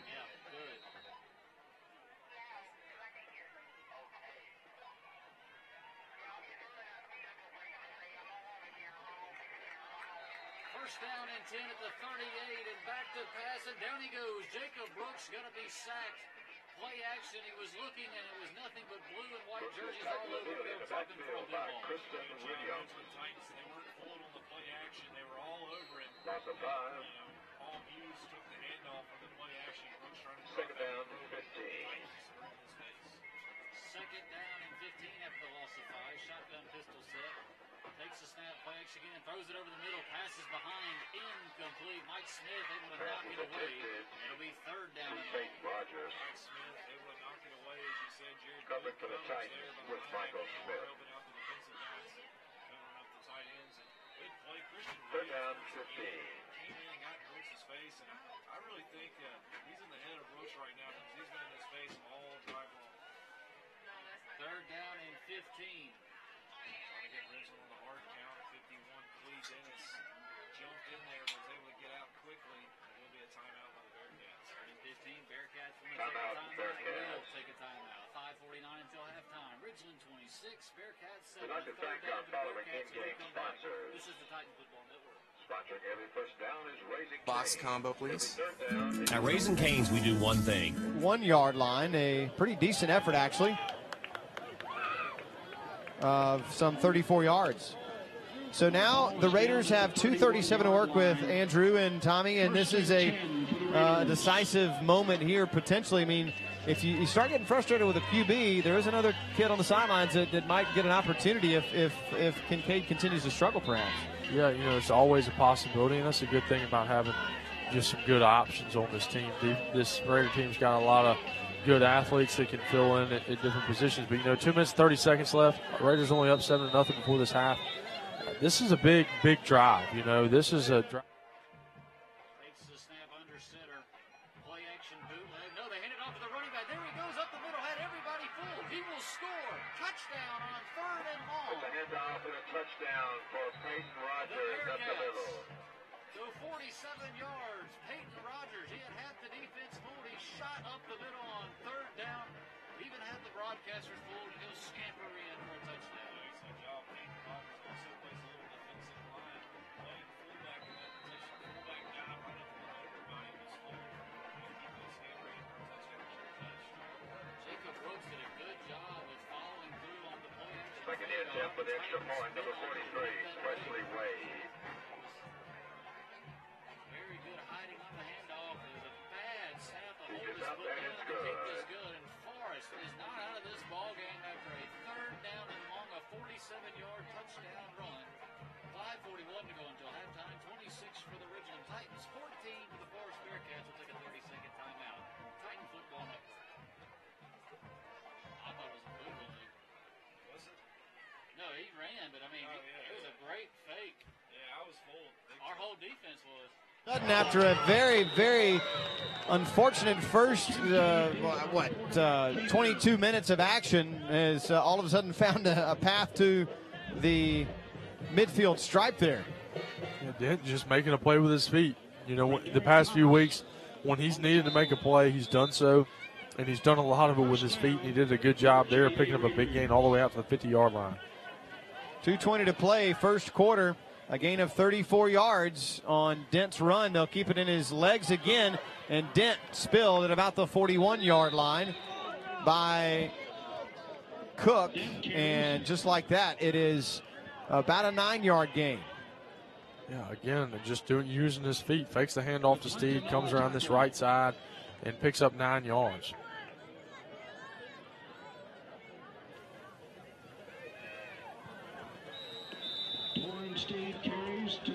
Now Steed carries again, or excuse me, Steed gets his 5th carry of the night.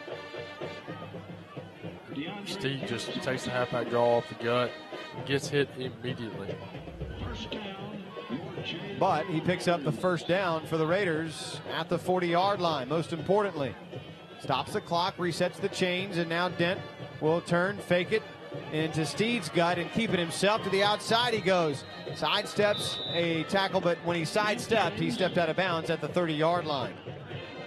Cook down. Great read by Dent. Dent fakes the handoff, decides to keep it, and comes around this end of the sideline, which is the same play he's run 3 times in a row, and has done a heck of a job doing it. Apparently message received from Coach Larry Weems That's to right. Kincaid Dent. He decided to go back to running the football and not try to do too much with his arm. Second down and 1.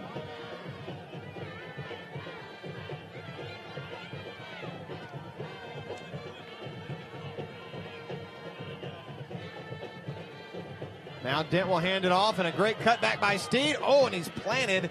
He was set up a little bit there by the low man in Jarvis Cook, and then stopped by Tyler Smith. And a whistle and a timeout on the play. Now this Raider offense has begun to put together a drive. They've just consecutively put together great plays and moving the chains, and now they've got first and 10, from right at the 20-yard line with 1:33 to go in this second quarter in the first half. So let's take a look at a little comparison between the two QBs, Dent on the left and Ken Hewlin on the right. Those are the numbers as far as in the air. 2 for 6 for 28 for Den and 3 for 5 tonight for 16 yards for Hewlin. And then on the ground, Dent 7 carries for 8 yards. That's because of the sack yardage. He just had a 19-yard carry, but that's how bad it's been so far.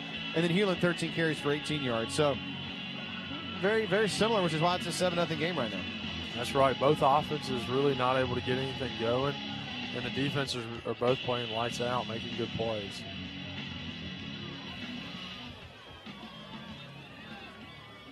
.133 remaining. Jackson Academy trying to get a late drive going here right before halftime.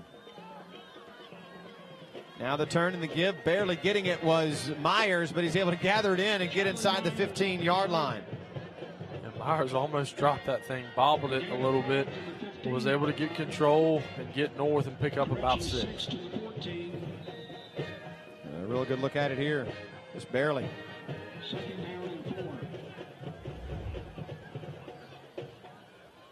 So 2nd down and 4 here for the Raiders, and it's Steed to the outside. They can't catch him from the back. He's going to get to the end zone for the 2nd time this season. Touchdown, Raiders, with 55 seconds to go until halftime. Jackson Academy gets their 2nd score, one at the very beginning of the first half, and now one at the end of the first half. Great job. I mean, you got 2.5 minutes left in this first half. You've got to find a way to score to get some momentum, and they do it, and they do it on the ground. Not a single passing attempt on that entire drive, and the drive is capped off by an excellent carry by Torrin Steed, and he finds the end zone. 7 carries, or 7 plays, well, they were all carries, as you mentioned, for 69 yards and a touchdown for the Raiders in 1 minute and 6 seconds.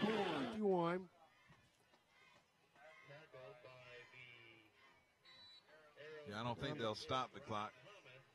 Try and get maybe one more play. Try to look to break a long one. Now 38.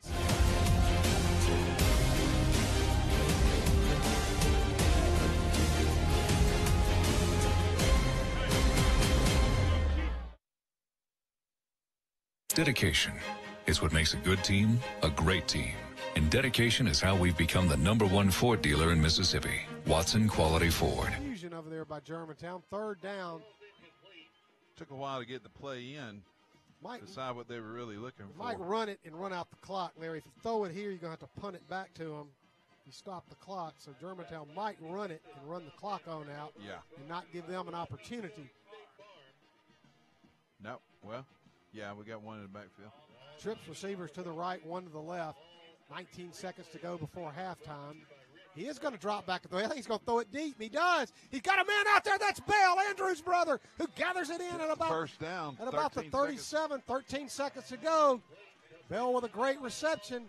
Hope you like that one, Andrew. Brothers made 2 big plays here in the first half.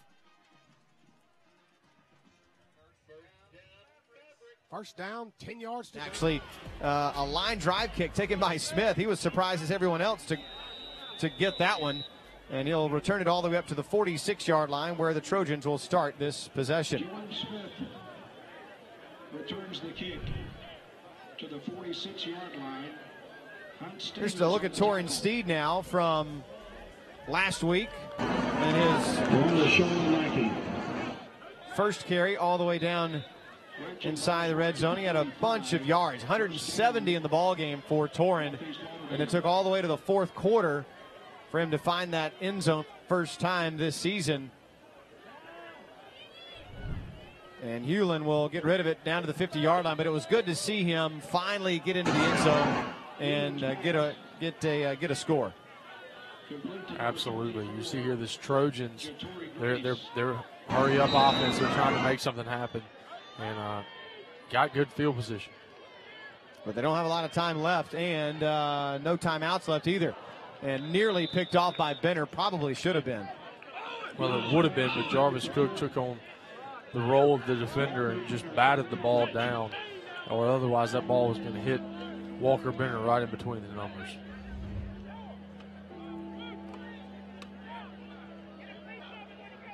And there it was. Yeah, he basically acted like the defensive back. You're right. 3rd and 4.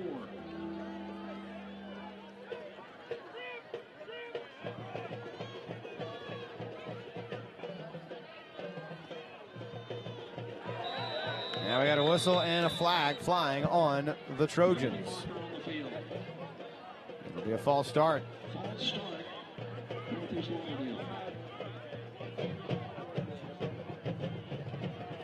That's big. That's very big for this Raider team. 22 seconds to go in this first half. Raiders up 14-0.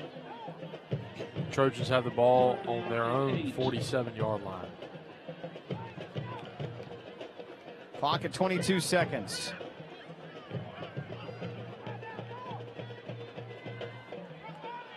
Hewland to throw on the right side of the line and dumps it over. Nicely completed. Cruz Heath can't wrap up and down inside the 30-yard line. Benner on the stop, but the clock will stop with the moving of the chains all the way to the JA 26-yard line. Yeah, that's a big pickup, and they have no timeout, so they're scrambling to get on the ball. And as soon as these chains are set, that clock will continue to tick. Hewland does not spike it. He rolls to his left, and if he gets sacked, it's over. He fumbles the football, and the Raiders will come up with it at the 27 or so yard line, and that will end the half on a quarterback sack fumble. And the Raiders fortunate this half to not have allowed a single point to the Northeast Lauderdale Trojans. That's a very big play to end that first half, but that ball's bounced around. It would have been so easy to scoop and score. There was nobody close to him. So we're going to go down to Tommy Barnett, who's got assistant coach Lance Pogue. Go ahead, Tommy. Coach Pogue really offensively a really sluggish half. Nice start to the half, nice ends of the half, and also talk about the defense and how well played first half. Heck of a game. You know what? I tell you, they're athletically, boy. Athletically, they've got a lot of skilled guys. Very athletic team. 2 is a guy that's capable of every play, and 3, and defensively, we've done about all we can do. I mean, I've seen film on them. They've run up and down the field on people. We've got them boxed in pretty good. He'll make a play here and there. We hadn't give up the big play, and that was our deal. Offensively, you know, we made some plays. I think we got bogged down a little bit, but they got it going there at the end, and I think we've got them reeling a little bit off their defense, so we just got to keep it going, and, you know, it's going to be a heck of a second half. Anytime teams that athletic with that much speed, it's always a threat, but we got the ball coming out of the second half up 14, you know, got a little momentum going. Thank you, Coach. Good luck second half. Thank you.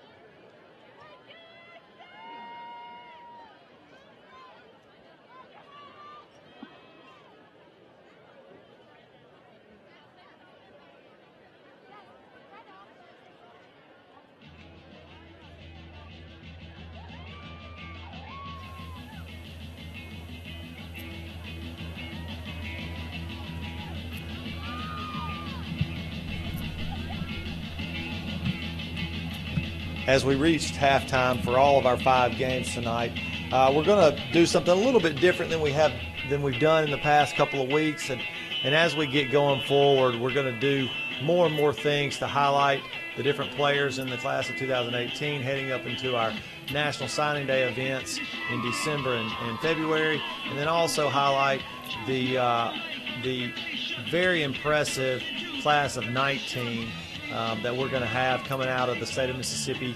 It's heralded to be probably the best recruiting class of all time. Now, whether that hits remains to be seen, but we are going to be doing some things on the recruiting side leading up, like I said, to our High School Football Network National Signing Day event. And coming up next, we're going to send it to our recruiting guru who he runs the roads and he gets interviews with coaches and talks to college coaches, high school coaches, JUCO coaches about these players and talks to the players themselves. And he's going to give us some insight on some of the prospects that we're going to highlight tonight. And that's Jonathan Kraft. We call him LBC here. He's our recruiting guru, and we'll be talking to him coming up next.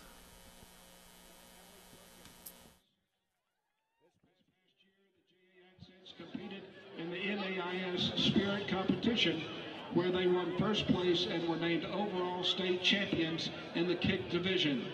The Jackson Academy Accents are coached by Haley Ritter.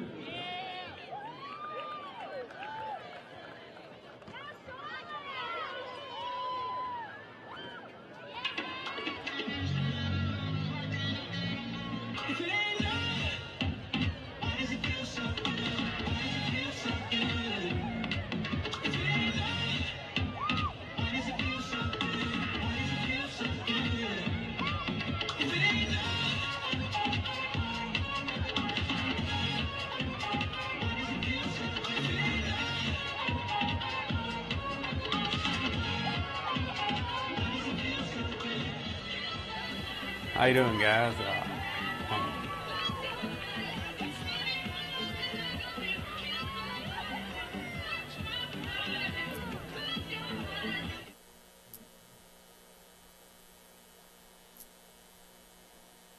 How you doing, guys?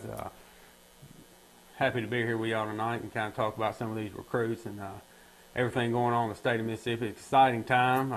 College football finally kicked off, and everybody here supporting their local favorite teams. And Mississippi's put out some tremendous athletes in different positions throughout the past few years. Just off the top of my head, this weekend you had Jalen Smith out of Pascagoula, who's a leading receiver for Louisville. 8 receptions, over 100 yards. Their number one top target. Raekwon Davis out of Meridian. I mean, talk about being right on cue. They go talking about him, and he rushes up the middle and makes a sack in the biggest game of the weekend. Then you go to some of our guys that are National Signing Day alums of the High School Football Network. 2016 class, A.J. Brown. I mean, what can you say? Guy goes out in his season debut and breaks a school record in receiving yards, 8 receptions, 233 yards, 2 touchdowns. Just really showed out. And then this 2017 class, man, talk about getting thrown to the fire early. True freshmen like Cam Akers, who's come out and with a leading rusher for Florida State against Alabama, who's on some people's watch list for the Heisman as a dark horse. And then you got Sadiq Charles out of MRA. Man, I mean, first ever freshman to start on the LSU offensive line.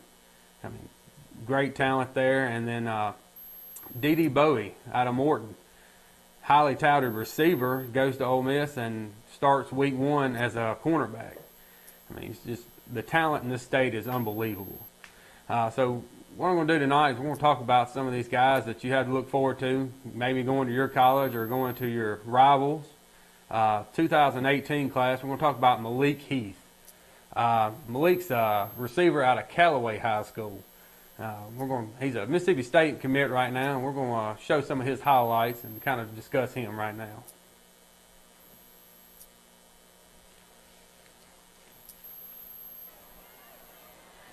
Malik Heath is a 6'3", 205-pound receiver, 4-star. As I said, he's committed to MSU. He's got offers from Ole Miss, LSU, and Alabama, Miami, pretty much anybody you can think of.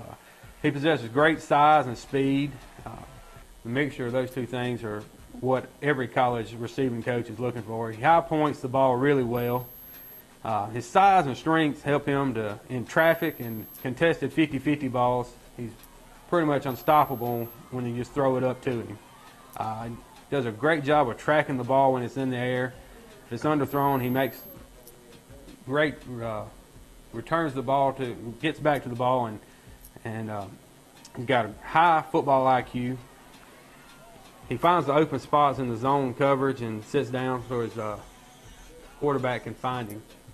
As you can see, there's not many people that can cover him in high school football this year. This was his junior year, where he averaged over 100 yards a game.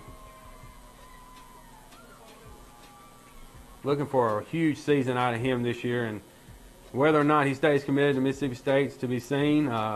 He said it's early in the process, and he's got tons of teams looking at him right now, and everybody's trying to coax him into decommitting and come their way.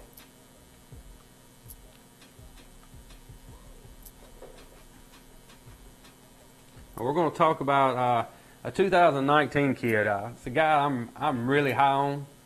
The upside of him is unbelievable, really. He's 2019 linebacker from Horn Lake, Mississippi, N'Kobe Dean. I mean, you name it, and they're after him. Every college under the sun has offered him. You go to Michigan, Ole Miss, Alabama, Georgia, LSU, everybody's after him. I mean, he's number 7 rated outside linebacker in the nation right now. Top 100 kid. He's big things coming for him, and I'm ready to show you some of his highlights.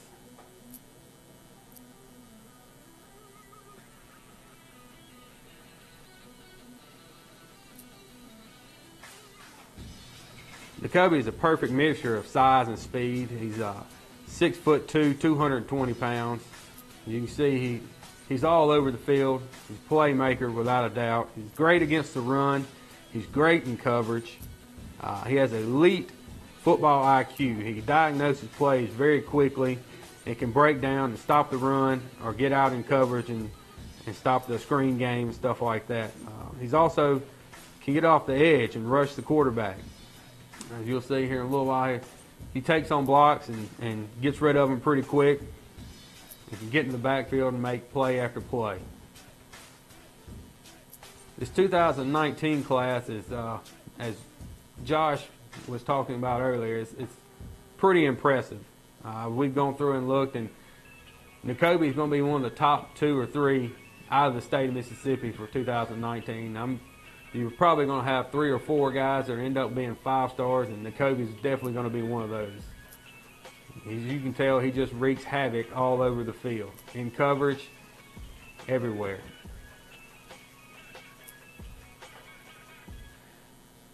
So I look forward to meeting with y'all every week and kind of going over some of these guys. And bear with me, this is my first time on camera. I know you can feel the nerves through the camera, I'm sure. But we're going to get back to some of these games, these high school games, and players to watch. You know, like Josh was talking about earlier, another 2019 kid, DeJuan Black, from Forest.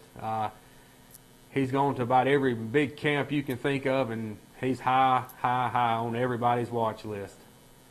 So we appreciate y'all tuning in tonight and look forward to seeing you again next week.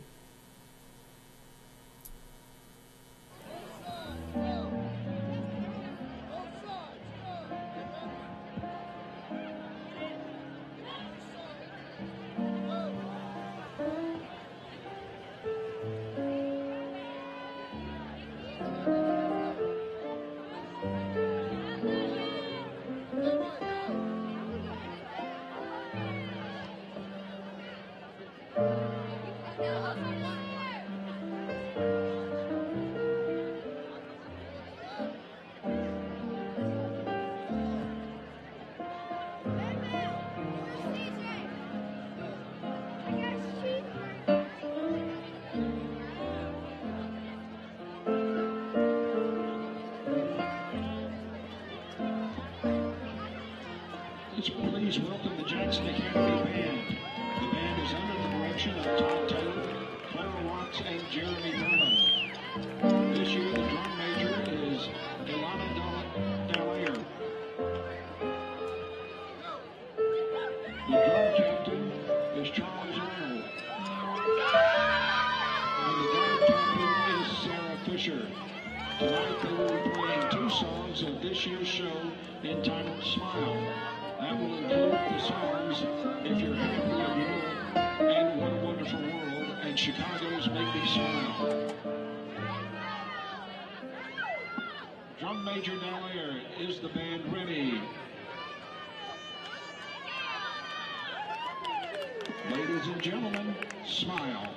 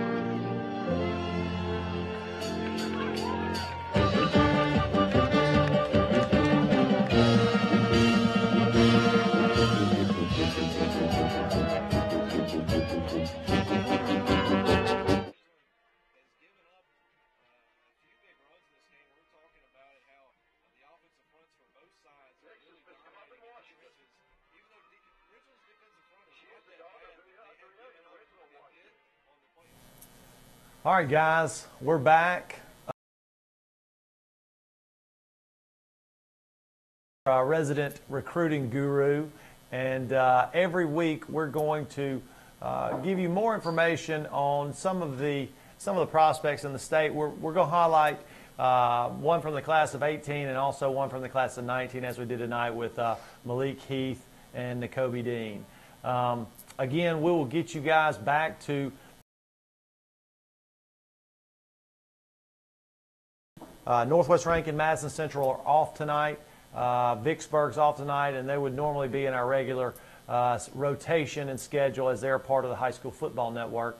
Also, don't forget Meridian and Noxubee County, two heavyweights that are off to somewhat slow starts because of their schedules.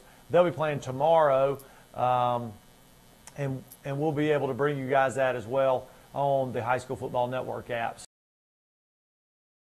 Going here on the second half of the night to Ridgeland and Forest as they're going through the homecoming proceedings, and we will get you to all of the games tonight. We'll update the Clinton and Germantown game as well.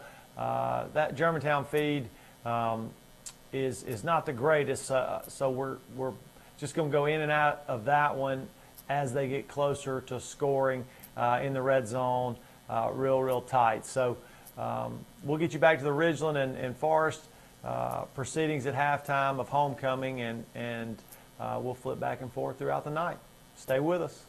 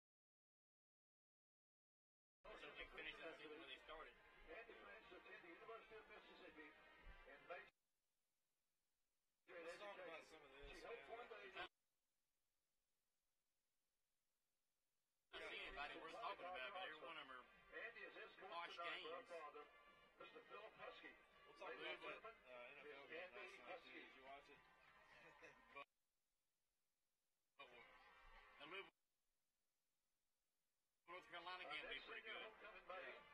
That's the big one right there. Those two right there. Auburn flipped, Georgia Notre Dame.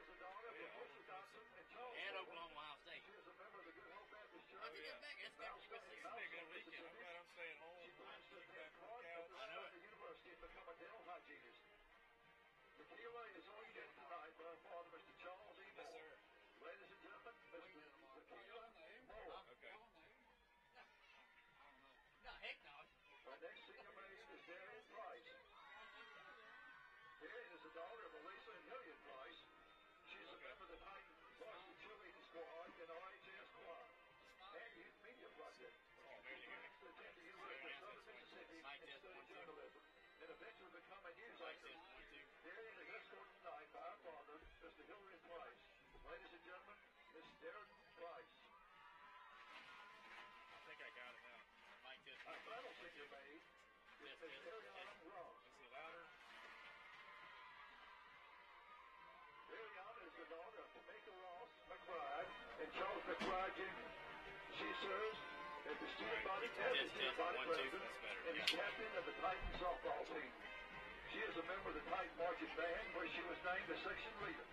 She plans to graduate from Mississippi State with a degree in clinical exercise psychology. School. Ariana is escorted tonight by our father, Mr. Charles McBride Jr. It would be 27-0. 56-0. They ran us out of the stadium. I'm surprised he didn't get more action. Tonight, our flower girl is Miss Betsy Roast. He looks small in that She's game. a 5-year-old in kindergarten in Miss Morgan's class at Madison Station Elementary. She is the daughter of Jackie and Mary Virginia. Now he's a monster among monsters. She loves to sing and dance. She loves to play with her friends and especially her big brother. Betsy is the great niece of the Ridgeland High School principal, Mr. Tim Dowdy. Our crown bearer for tonight is Cy Maddox Zumbro. He's a 5-year-old kindergarten student who loves playing baseball and soccer. He enjoys watching wrestling with his brothers and playing Roblox on his iPad. His future plans are undecided at this point. Our flower girl and crown bearer are escorted tonight by, of course, Ridgeland High School principal, Mr. Tim Dowdy. Ladies and gentlemen, at this time, we'd like to introduce our Ridgeland High School 2017 homecoming queen, king, Mr. Darius Kent, who was crowned last night at the pep rally. Darius is the son of Tavita and Philip Kent. Congratulations, Darius, for being the homecoming king for 2017. We would also like to take time to thank the trophy case of Ridgeland for the beautiful crown for the 2017 homecoming queen. Our homecoming queen will be crowned tonight by Ridgeland High School principal, Mr. Tim Dowdy. Titan Stadium. Homecoming Serve all those seniors gatherings up. About to announce Ladies and gentlemen, homecoming queen of your 2017. Ridgeland High School homecoming queen for 2017, Miss Leah Bishop. And Miss Leah Bishop will be the homecoming queen of the Ridgeland High School Titans. And Darius Kent will be crowned was crowned homecoming king last night at the pep rally. So congratulations to those two students, homecoming 2017. Ridgeland Titans up 26-21 in this ball game. 5:42 to go until the second half begins, and we're going to go over a little college football here with Kyle and talk about the Auburn number 13 Auburn traveling to Death Valley over there at Clemson, and should be a good ball game. 6 o'clock p.m. on ESPN. Yeah, it's going to be Auburn's first true test for new quarterback Jared Stidham. We'll see what he can really do. And Clemson's also bringing in new quarterback Kelly Johnson. His first true test at home for Clemson Tigers. Yeah, it's going to be a big test for both squads. I really like the Auburn Tigers in that game. I think they're going to give Clemson everything that they want and more. Clemson favored by 5 right now is the line. It's going to be interesting to see that ball game tomorrow night. Yeah, their defense. We'll see how Auburn's defense steps up, but Clemson don't have no slash defense either. And Georgia will travel to Notre Dame to take on the Fighting Irish, and that'll be at 6:30 on NBC. Notre Dame, the line right now, right at 6, and 1-0 for both teams. Number 15 Georgia and 24 Notre Dame should be a good matchup. See how Kirby Smart's boys favor against Kelly. Yeah, Georgia having to go their backup quarterback, Jake Fromm, their starter, went out last week with an injury. And Notre Dame, they also have an inexperienced quarterback too. Both squads do bring a pretty good defense. Yeah, Brian Kelly been there for a little while. Came over from Cincinnati, and Kirby Smart was at Alabama for a while, and this is his second year at Georgia. It's going to be an interesting matchup. See if Georgia can break through. Moving on to number 5, Oklahoma, traveling to the Ohio State University. 6:30 p.m. game, ABC. Ohio State favored by 7.5 right now according to the betting lines in Vegas. Yeah, last year, Ohio State came to Norman, Oklahoma.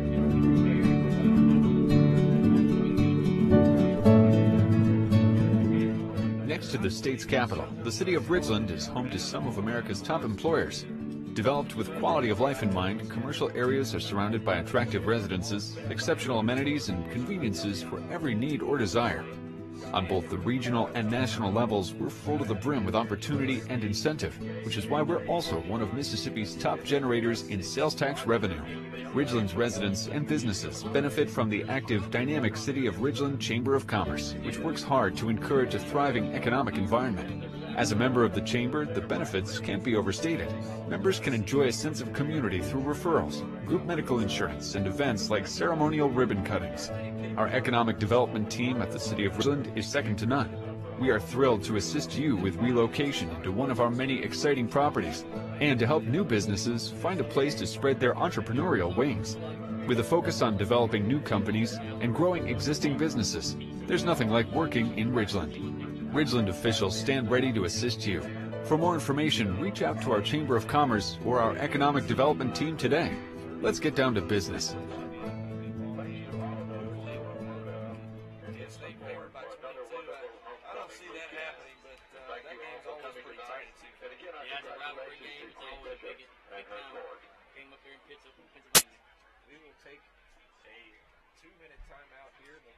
Actually make it a 1-minute timeout. We'll come back, talk a little bit more about the second half as we're about to begin. You're listening to the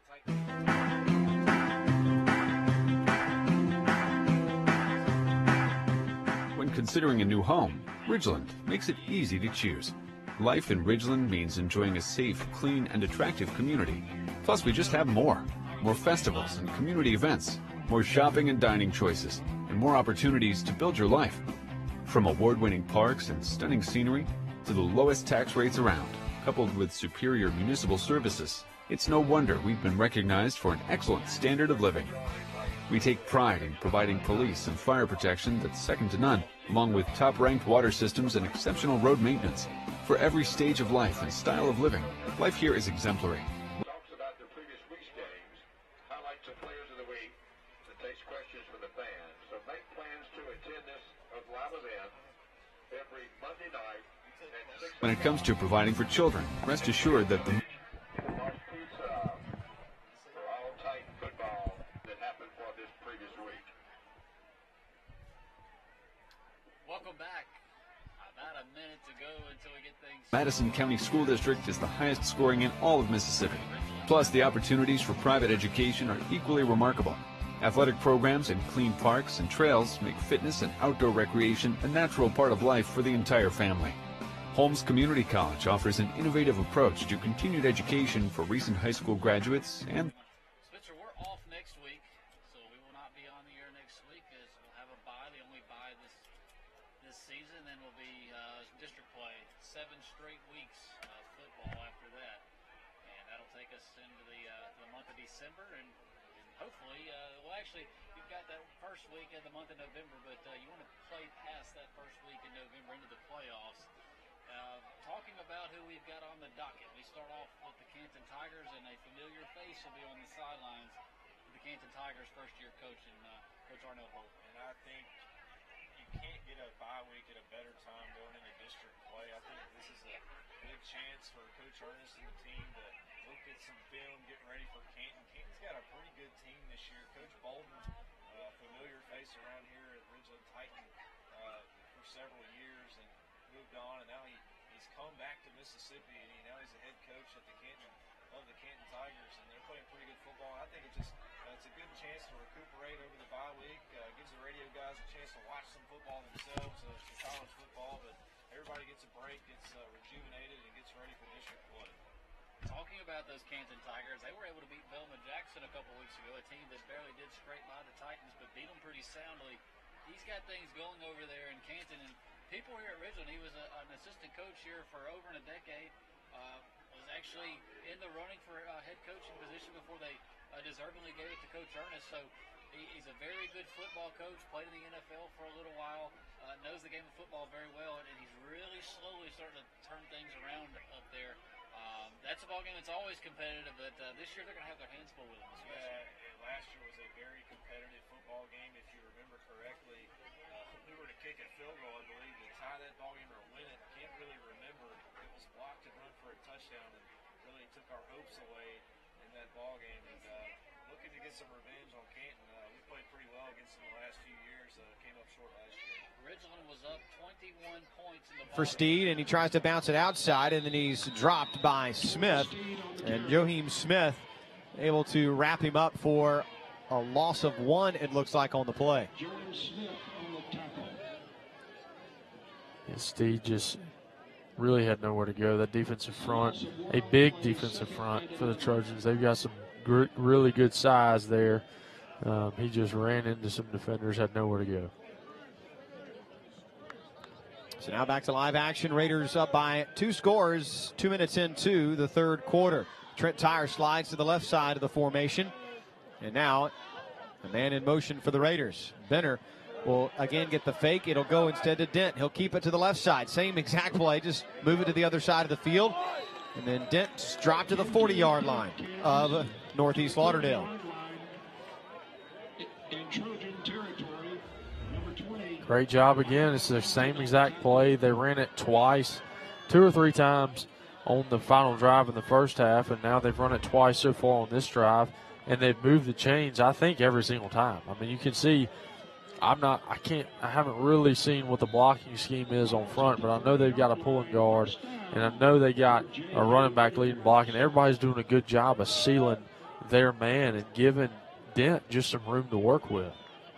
9.5 to play. Quarter number 3. Raiders 14, Trojans nothing. Both teams at 3-0 on the season. And nowhere to go for Torrance Steed. Every other carry has been Steed or Dent. They've been swapping carries, and Steed's been getting the runaround in the middle while they're going wide. 6, Caleb Garner. 32, Thomas Pepper, all in there. Good job by the Cougar defensive front, putting him in the pocket. That's the big thing you got to do with him. You got to keep him in the pocket. Don't let him get outside the pocket with that scrambling ability and running ability of his. Second down goal from the 27-yard line.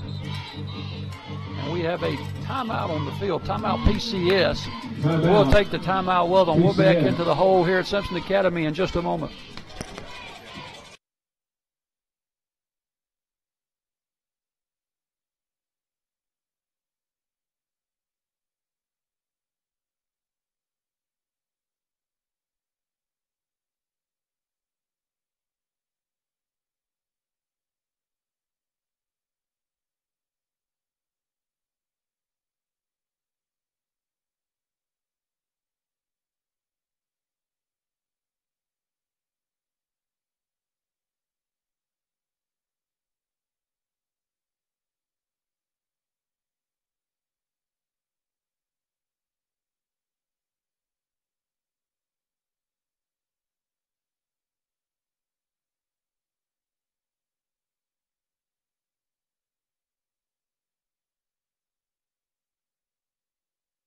To go. Second goal from the 27. Cougar D been up and down on this possession. Great play, terrible play. Great play, terrible play. Cougars hustling a man to the other side. A thick pin as he comes off, taking a big hit right here, but Steed does the work on the screen.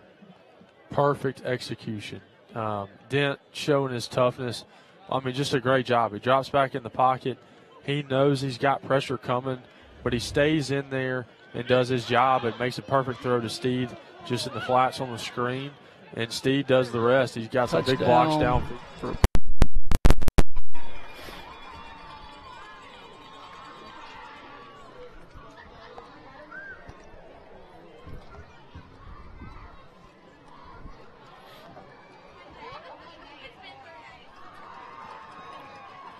Well, PCS extends the lead now out to 18-8, in to try the extra point.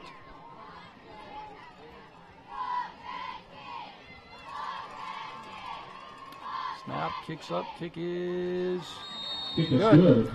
So 7:29 to go here to the third quarter. Your new score, PCS 19, Simpson 8. 19, Simpson 8.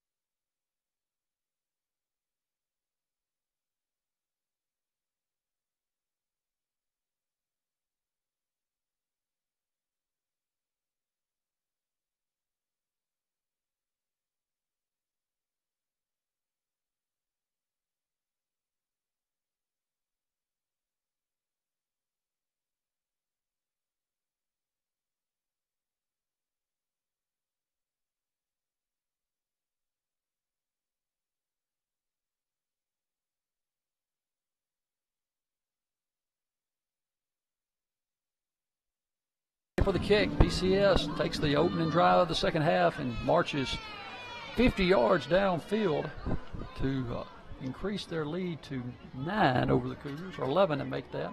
It's going to be Winstead around the 17, bringing it back upfield. He's going to get out over the 20, around the 22-yard line. Actually, out around the 25-yard line. I'm sorry, it is about the 22. First and 10 for the Cougars. 7:22 to go. Cougars down 11.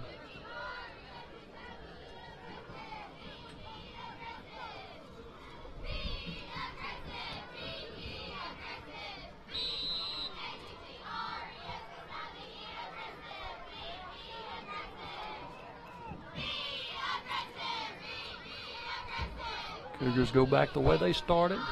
2 receivers set, near side, split backfield. That's going to be Hallman or Weathersby running. He's going to pick up about 4 or 5 yards right off tackle. On the tackle. Give him 4 yards, make it second down, 6 for Simpson. Patterson. Bring him down.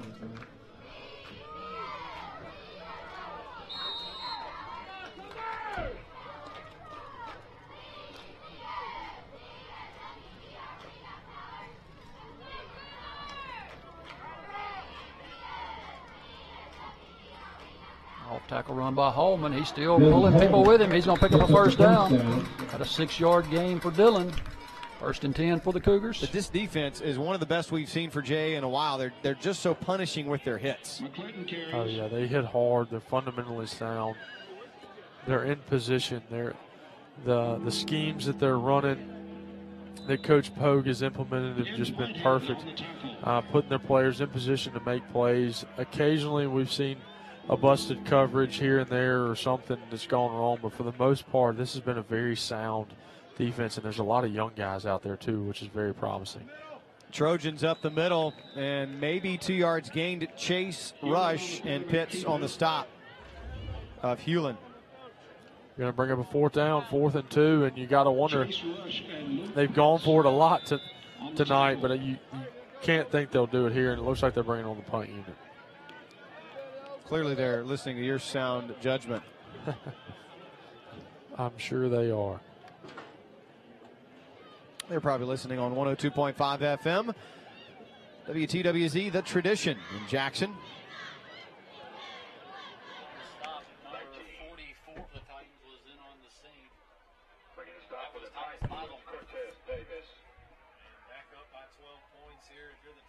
Also assisting was Thomas Miles. A lot of the football and defense and really just make some plays and not allow this Bearcats just inside the 20-yard line. Here comes Jacob Brooks, shotgun formation, hands it off to his running back, a sweep around the left side. He turns it up the field. He's got nobody there. Down the left sideline he goes. 30, 25, 20, 15, 10, 5, touchdown. A huge touchdown run. 82 yards. 80-yard for Hughes and the Bearcats, just like that on another big play. A thorn in the Titans' side. They're in for 6. We just got through saying if you're the Titans, you gotta play the edge that time because they started to run this. Previous drive was 81 yards in 15 seconds. Titans bit on it. He was able to get to the edge. Was Hughes. 82 yards, and it's been big play after big play. The defense has given up. They've got to tighten up at some point, and the Titans can really put a game away early. Here's a high snap. They bring it down. The kick is good. Had some pressure in his face, but able to knock it through. 9:09 here in the third quarter. Another touchdown score. Titans 33, Forest 28. We'll take a 30-second timeout. This is the Titan Football Network. Company in Richland for providing our pregame meal for officials and press box staff for tonight's game. Prices, incredible inventory, and superior service. Welcome. Really put a game away early. Here's a high snap. They bring it down. The kick is good. Had some pressure in his face, but able to knock it through. 9:09 here in the third quarter. Another touchdown score. Titans 33, Forest 28. We'll take a 30-second timeout. This is the Titan Football Network. Company in Richland for providing our pregame meal for officials and press box staff for tonight's game. Pizza prices, incredible inventory, and superior service. Welcome to Patty Peck Honda, where you'll find the newest Honda models, huge pre-owned selection, and your very best car buying experience. At Patty Peck Honda, service, selection, and savings keep customers coming back again and again. That's why Patty Peck is the people's choice. Shop Patty Peck Honda, in person exit 107 off I-55, and online at pattypeckhonda.com. Scores already, not even 3 minutes in. 33 to 28, both teams have exchanged a couple of scores, and now the Bearcats will kick it off to the Titans. Devin Chambers back deep. Another directional short kick will go out of bounds, but a penalty before we get this one underway. Somebody got a bit of a head start. Offsides on Forrest. There's a flag. Titan defense on the previous play. Hit on the read option keeper. The left shoulder there of Thomas. There's a snapback, play action, looking to throw to the far side of the field. He's going to fire deep into double coverage, and it's going to be intercepted. It's intercepted on the far side of the field by the Vikings at the 17-yard line. Yeah, Jalen Allen on the great coverage. He was just right on Eli Williams, the receiver for Neville, and he just went up and got it. You know, good coverage, blocked him out, shielded him out, and made the interception. I was just hoping for an incomplete pass there, but he really did a nice job of tracking that ball. And really had to out-jump a taller receiver on that side of the field, and just, hey, he wanted more. He went up to the point and got the ball. So the Vikings will take over 1st and 10 from their own 17-yard line, moving left to right, as we'll see Barnum operate this offense. Glass down here as the lone man to the near side. Tigers showing pressure. There's a snap. It's going to be a handoff here to the running back, sweeping here near side. Nothing doing, going to lose yards back to the 14-yard line. Yeah, that's one that Funchess would love to have back. He ran the speed sweep across the formation. He had a seam there, but he just wanted to see if he could stretch it out further and get around the edge, and just nothing doing. A good job by the Neville defense to string that one out. He had nowhere to go. About 4 guys surrounded him by the time he had to stop and try to reverse field. So the second down and about 13 yards here for the Vikings. Near hash spotted just inside the 15-yard line. Barnum will operate in a 4 wide receiver set, 3 up top, 1 here to the near side. He'll move Corey from his right to his left. There is the snap, and it's a draw play to Corey, who is hit immediately at the 15-yard line. And managed great penetration there by the Neville defense. Yeah, really nice job. I think that was Tom McGee, the linebacker, left side linebacker, came up and just tattooed Corey. Kind of went low, broke down in the stance, and just up into him. And it looked like he had a hole for a minute, Jeremy, but McGee closed it quickly and gobbled up Corey Wilson. So 3rd down and long upcoming here for the Vikings. Neville showing blitz. And there's a snapback, and they do bring a blitz. Back to pass will fire deep, looking for his man. He's got Glass in the middle of the field, and it's incomplete as it's tipped away from Glass at the really the last second possible. Yeah, pretty good coverage there, and Glass just couldn't bring it in. So the Vikings will go 3 and out. Ooh. Yeah. And Ball will have to punt this away, and Neville looks like they may have good field position. They've got a man. They're late getting their team on the field. And there is the punt by Hobson. That's going to hit, and it's going to be fielded by the Tigers, trying to get some running room, and not much as he dances around a little bit and will go down from where he fielded the ball. The good field position across the 40 to the 42 is where the Tigers will start. Yeah, but good to get it out of deep in our territory. So Viking defense is going to have to step up again and see if they can keep Neville from advancing this ball down the field and either tying or going ahead down 10-7 here with about 8:27 left in the 3rd quarter.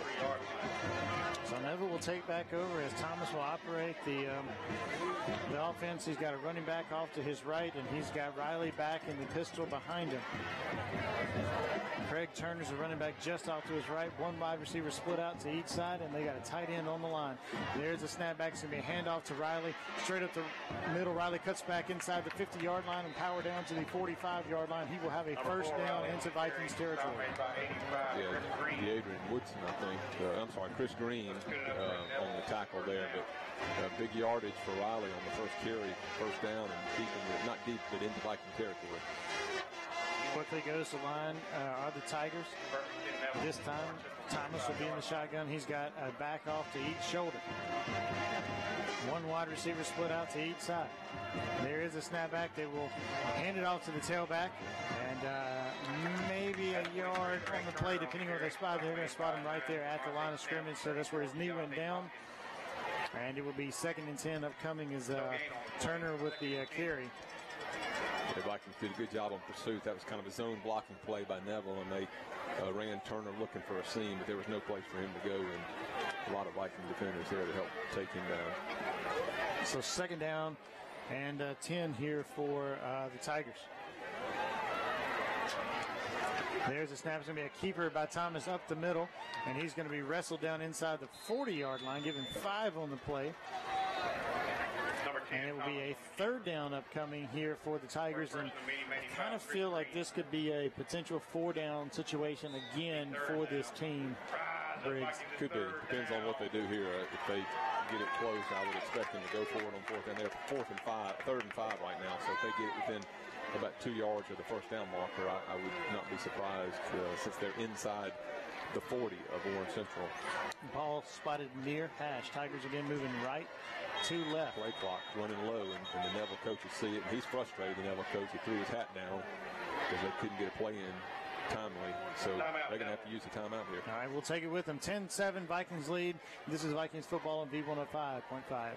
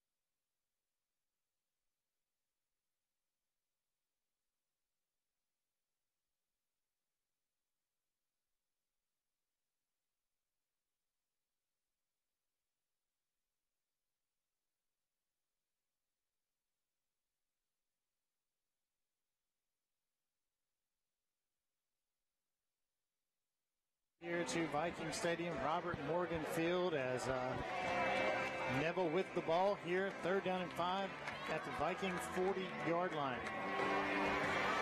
Thomas will be the quarterback, and he's going to have Riley off to his left shoulder. One wide receiver right at the line of scrimmage, one out on the island by himself. There's a snap. It's going to be a handoff to Riley, looking for some running room, and he will not get the first down. He's only going to get a couple of yards on the play. So 4th down and about 2 upcoming. Look at the spot they're getting. I mean, the referee on the far side. Tackle made by host of Vikings, Chris Green. Holy cow. He wasn't even close to that spot. He was stopped at about the 38-yard line, and this is inside the 37. It was a full yard ahead of where he got to. So it is 4th down play, and they're going to go for it here, it appears.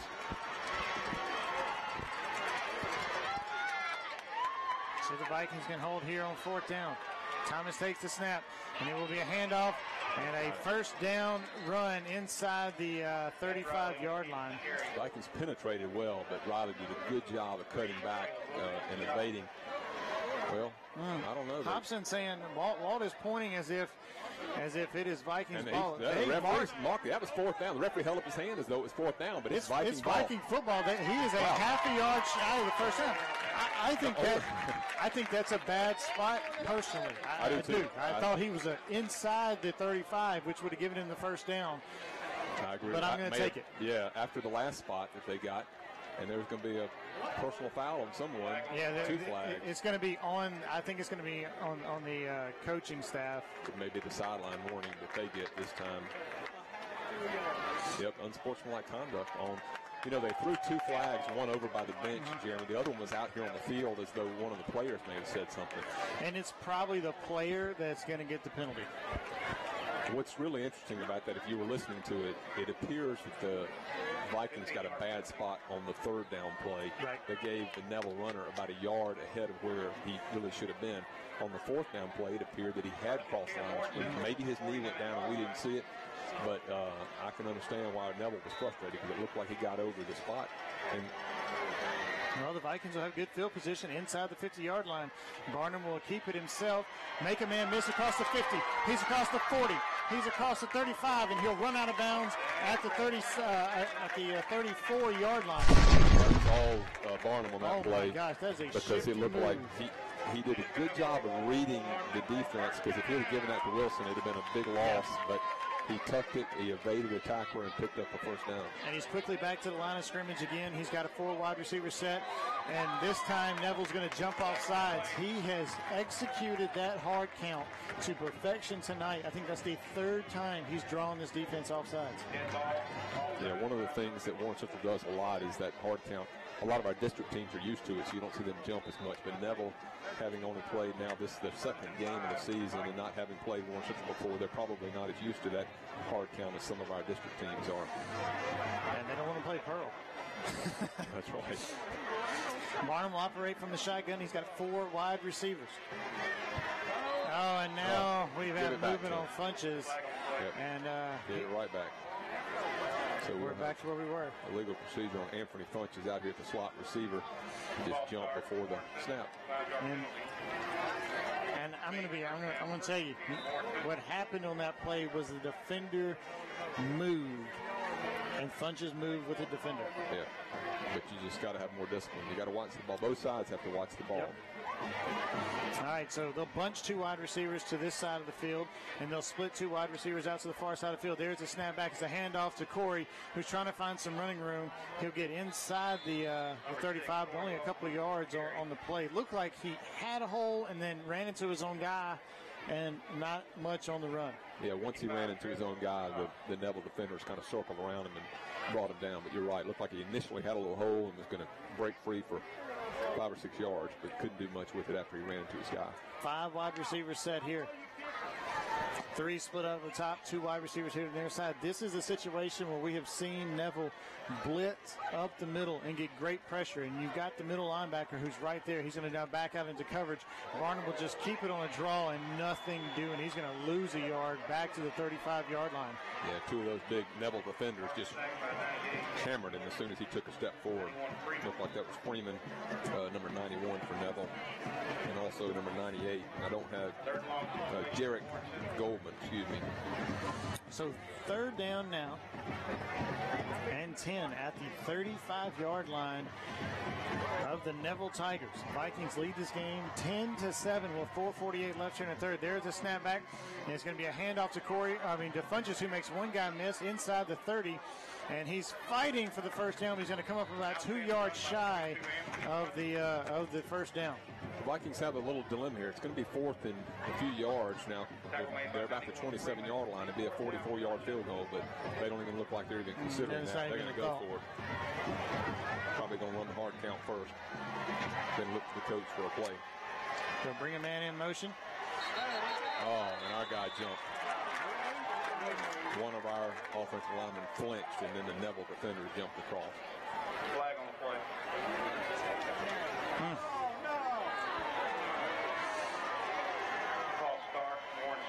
This Some really of our fans are not happy about it, but I think that's the right call. I think it is. He just barely moved. He flinched a little bit, and that cost us him. Wow. They'll send out the punting unit from the 32-yard line. Number 4, Walt Hopkins. I still expected us to go for it. We have a guy uncovered. If they snap it, we have a guy wide open down here. And there is the snap back, and it is just a pooch kick down the field. It's going to hit and roll into the end zone. Somebody, we're having a hard time getting off of the blocks because that ball sat there and rolled, and nobody could get to it. Kind of hit at the 4 and just kind of rolled into the end zone. And And so Neville will get the ball at their own 20-yard line with 4:07 left here in the third quarter. We're in a 10-7 ball game with your Vikings leading the Neville Tigers. That's a shame. We had good field position there, and it looked like we were in a position to drive it in for some points, but just got stalled with the two penalties. Neville did have one, but two penalties pushed us back 10 yards, and could probably cost us a chance for taking it in, at least for a field goal opportunity, if not a touchdown. Thomas remains the quarterback in the shotgun with Riley off to his left shoulder. 3 wide receiver set. He takes a snap looking to option. And running back's going to just have to fall down. I think he maybe dropped it. He's going to lose 5 yards on the play. It was the option. He flipped it out to Riley, Demaine Riley, and he just slipped. But the good thing about it is Kevis McDaniel was right there to gobble him up had he caught it. I mean, had he caught it and been able to make a move, I think McDaniel would have had him.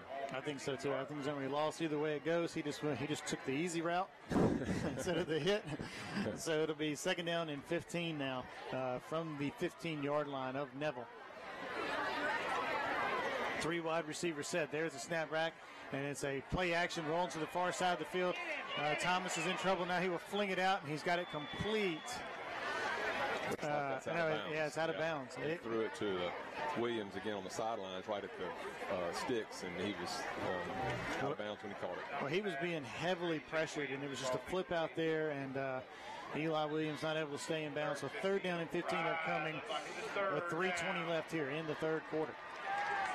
See if the Vikings do here on 3rd down, whether they come with some pressure or just let their down linemen do it, because they've gotten pressure on 4 down.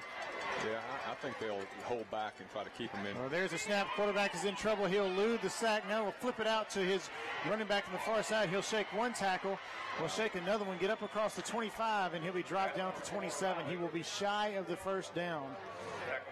He made a nice play that Riley did after he caught the little flip option. Not an intended option, but when the quarterback, Thomas, was about to go down, he flipped it over to Riley. He picked up some pretty good positive yards, but still going to put Neville in a 4th and 5 situation, and they're going to bring on the punt team. Vikings need to be disciplined here and make sure they don't jump, because a jump might cost them a 1st down.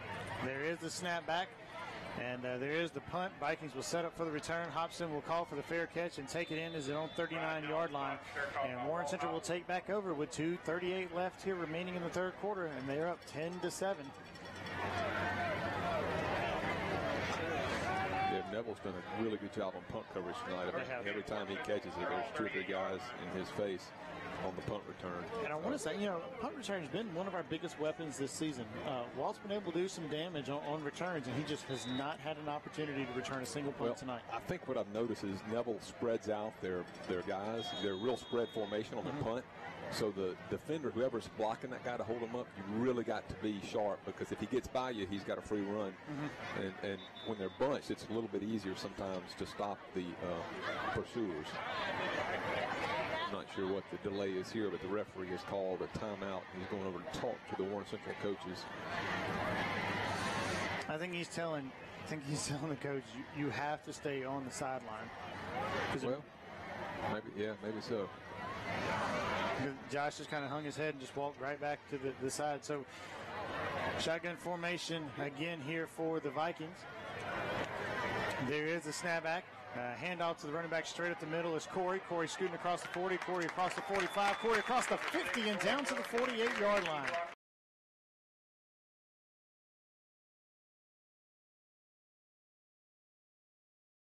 We've been close a few times. We just can't seem to break it away, except for that one run that he made in the first half, about 20 yards with a beautiful move. But it's about time for somebody to break a big run and take it to the house.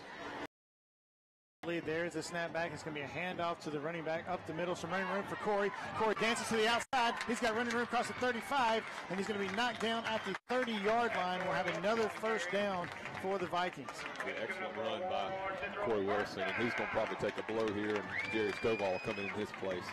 Stovall, if you'll remember, is the sophomore running back who's really been running well this year. Kind of an elusive, shorter, more compact runner, and he's good at finding some quick seams and kind of tough to bring down, even though he's not a real big guy. He's kind of more of a downhill runner, and he'll set off to the left shoulder of Barnum. Tigers showing pressure.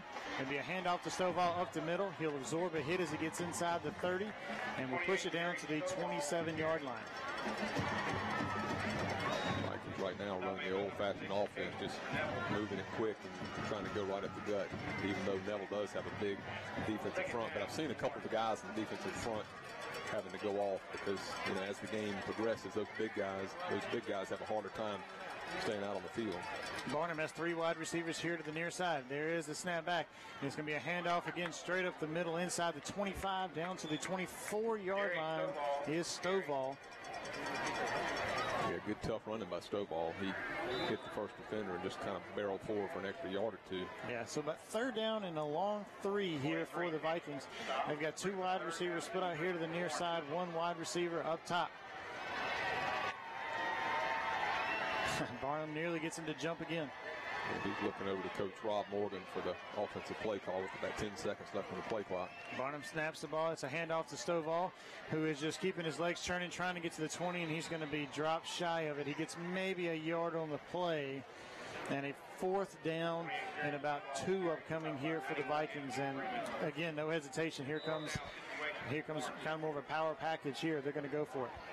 Yeah, Brandon Maynard and Keontae Lumpkin come on the field, replacing a couple of receivers. Stovall still in there at running back. And you're going to have a 2-tight package with Lumpkin at one end and Chris Green at the other. The left side looks a little more open if that's the route we're going, but we're packing. There is a snap. There's going to be a handoff to Stovall, who'll break a tackle, run across the 20, will have the first down. That is a nice run by Stovall. Yeah, that was almost all Stovall. He got hit in the backfield, and he just shoved off that one and then shoved another tackler before kind of lunging forward across the line to get the first. That's the kind of grit you want to see to get these yards, and they will set the clock, and that will be the last play of the 3rd quarter. 10-7 as we head to the 4th. Vikings leading in this game. We'll send it back to the station. This is Vikings football on V105.5.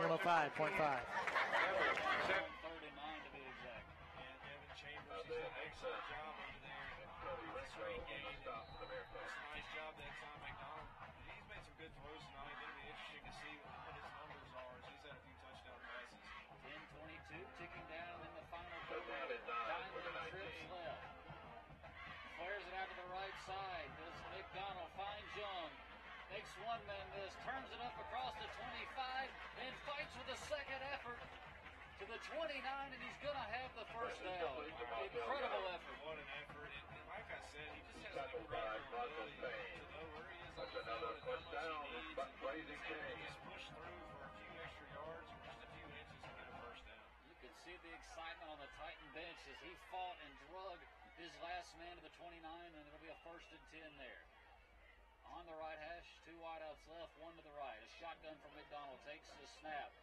Young went the wrong way. McDonald just has the bell and slide down. A busted play that time, and McDonald slides down. He's going to lose 4 yards back to the 25. Yeah, busted play. A little confusion that time. McDonald was supposed to go to the right side, not the left side. And that time, Titans going to have to eat it. Also 4 back to the 25. 2nd down and 14. The line to make is the 39. Snap it from the 25. 2 wideouts left, 1 to the right. Right in the middle of the field, attacking left to right on your radio dial. High snap. Young brings it down. Or McDonald brings it down, gives it to Young. Young goes forward. Able to pick the lost yardage back and 1 up to the 30-yard line. That set up a 3rd down and long once again. Jordan Bell on the stop. On the left side. Brought down by a host of Bearcats. Third down and 9. Number 8. He's been around all night, Isaiah Nixon.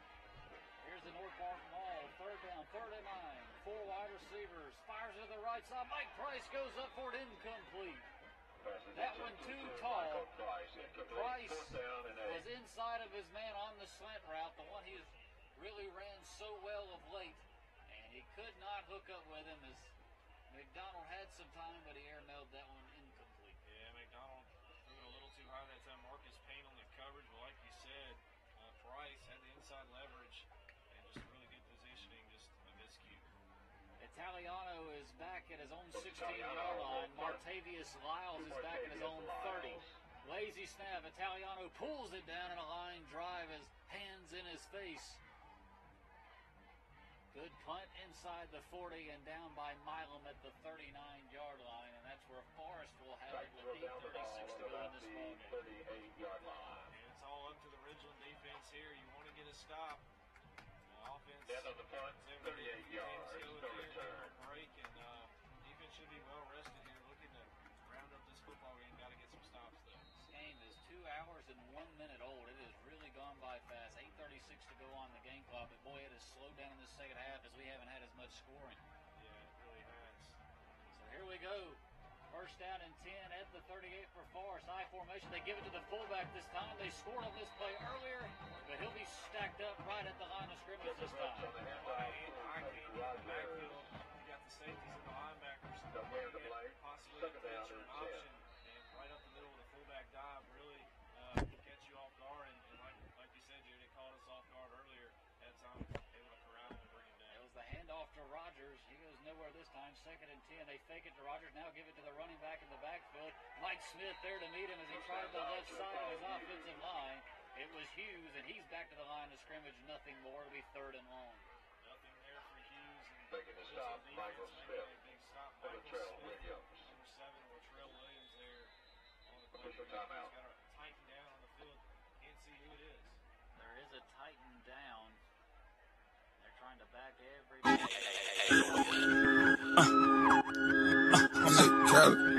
The best music.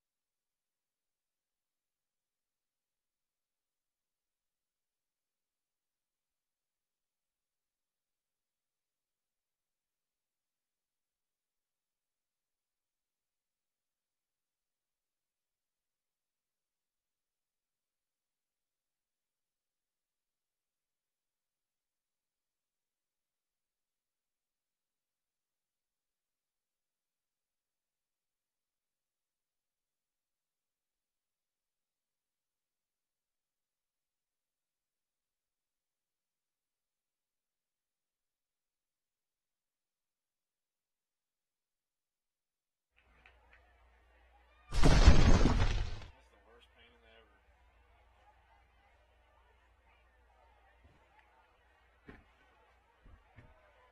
(33-28) Titans. It's a third down and 10 for Forrest. Jalen Tucker, huge part of this defense. The anchor of that defensive line is the one that was slow to get up. He did walk to the sideline under his own power, but he is slow. Looks a little woozy. Play action. Rolling to the right side. Wants to throw and does. Way out of bounds. Incomplete. Jacob Brooks. He was being harassed as he rolled to the right side. And applying the pressure from his backside was number 20. Good job, Jamari Dennis. Also, Deion Allen in coverage at times. Ball close to being a pick. Fourth down and 10. Presley Wade stands at his own 24-yard line. Devin Chambers, the Titans back deep at the 31. Clock is stopped after the incompletion. 7:39 here in the fourth quarter. Titans slow to get somebody on the field, run him on late. And here's a high punt. Coming up is Chambers. He'll fair catch at the 36-yard line. That's where the Titans will have it first and 10. And boy, this ball game has totally changed here in the second half. Forrest got a touchdown. Richland got a touchdown. 7 points apiece here in the second half after a fury of points in the first half. Yeah, it's been a big fight tonight. Early on, we saw a lot of scoring from both teams. And Ridgeland is really, we were talking about it at halftime, how balanced they've been on offense. As far as rushing and passing, and just really tremendous effort tonight, play calling wise and execution. Put a man in motion is Chambers. Chambers gets the pop pass on the jet sweep, runs through one tackle, turns the corner, has a couple of blockers out in front. Midfield, 45, 40, hit from behind and taken out of bounds inside the 35, out at the 33. Around the right side. Wallace was leading the way that time. Chambers Run out of bounds by Marcus Payne. He got some more yards before he was run down. That's another Raising Cane's first down for the Titans. Marcus Payne, the defensive back, finally runs him out at the 33-yard line. The little jet sweep pop pass is good once again. And what makes it so special is his ability to break tackles. Yeah, it's been really key. Running those screen routes, 31 yards. jet sweeps with him coming around the end. And Forrest really has no idea where he's For going the with the biggest football. play. He started running right up the middle earlier, and it's just been multiple of things. Chambers in motion again. They'll give it to Young. Young, big hole around the right side of the offensive line. Still on his feet. Runs through a couple of tacklers at the 20 and down to the 15. A pickup of 17 on the play, and first down, a Raising Cane's first down at the 15-yard line. Good job by Ridgeland. They all That's started on another defense, third got the down. momentum, got the offense on the field, and now Another first down by Raising Cane's. And it's a Patty Pack Honda red zone for the Titans. Still no cigar. The Cougars always wanting to win. Rushing in there, Zach Wright. He's had a pretty But good the big ball thing game. is, after tonight, we will be through with the 4A Division I teams. No more of them on the schedule. After this, we'll get more into our classification of football and our district as we move ahead. And the Cougars are going to be a tough out for somebody as we move deep into this football season.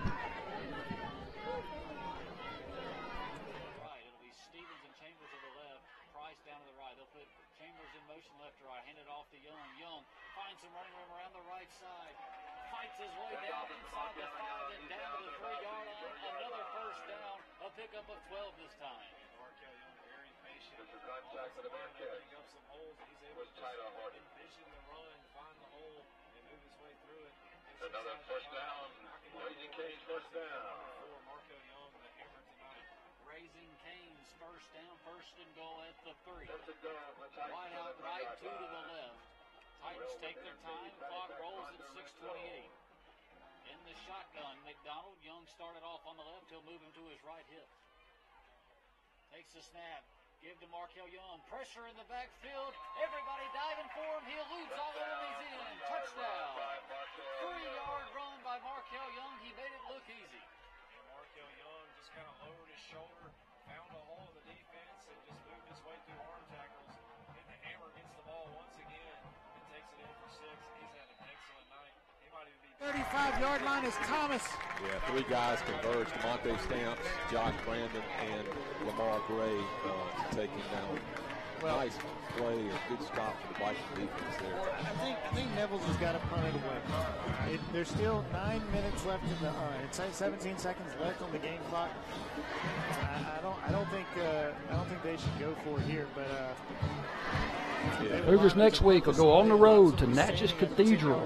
Last couple of years, Cathedral has been in the same conference as the Cougars. This year, the Cougars moved up in classification, and Cathedral ranked number 5 in 3A right now. So they've got a very good football team.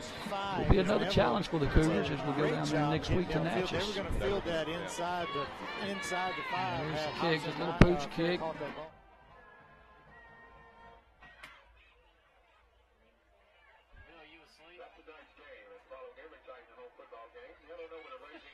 Our backs are you. Share plus game meal with other Titan fans and keep the school spirit growing. Be sure to mention the Richard Titans because 15% of all proceeds.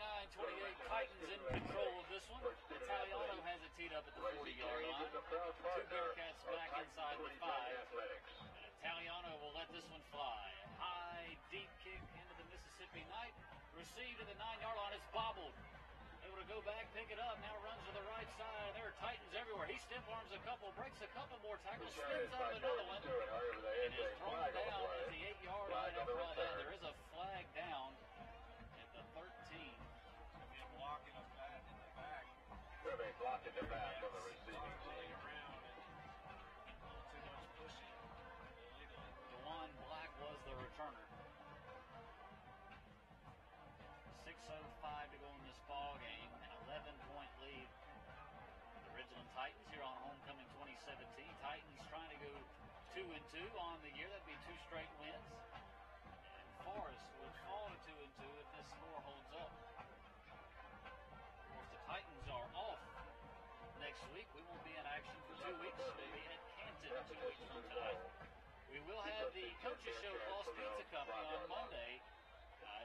Hard count. But it's really slowed down their aggressiveness on the defensive line. And there is a snapback as the play clock nearly expired, and Corey's going to be swallowed up at the line of scrimmage. Yeah, nothing doing there, and then you got another. Now a flag comes flying in. Yeah, it looked like number 53 for Neville, Devin Phillips and Braden Moody were going at it, and I think Phillips is the one that got the call against him. He's running off the field, and some of the players are talking to him. The referees still seem to be sorting this one out. But and they're writing he's writing something down. And now here comes the play. Here comes. Are they going to wave the flag off? He may have just gotten ejected from the game. Yeah, Devin Phillips, the 53 for Neville, came off the field, and the head referee was writing something down, Jeremy. So I think the only thing I can figure is they were marking him as somebody that's excluded from the rest of the contest and maybe reported to their high school association. So he may have to sit out a few quarters the next game.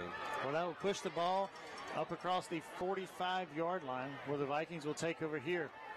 And now they're in the same formation that we've kind of seen Nettle in all night long.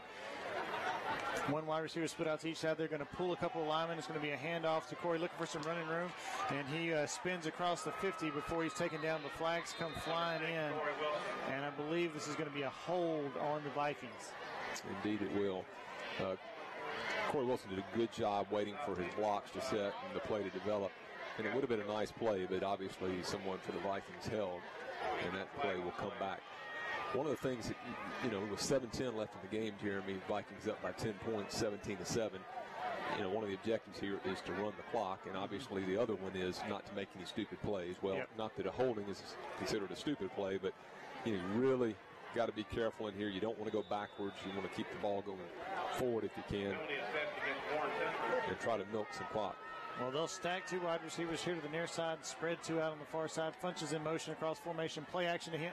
Swing it over the middle of the field. He's got Standish out across midfield. Standish across the 45, and he'll be down there. A nice passing catch. It will be about a half or a yard shy there of the first down, but at a nice passing catch.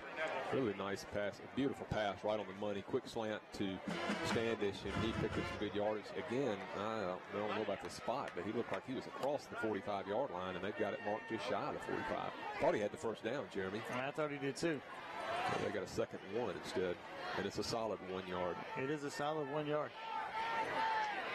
Tigers bringing pressure. It's going to be a handoff to Corey. He's going to be hit in the backfield, and he's going to lose a yard on the play. So 3rd down and 2 now upcoming here for the Vikings as Neville got great penetration.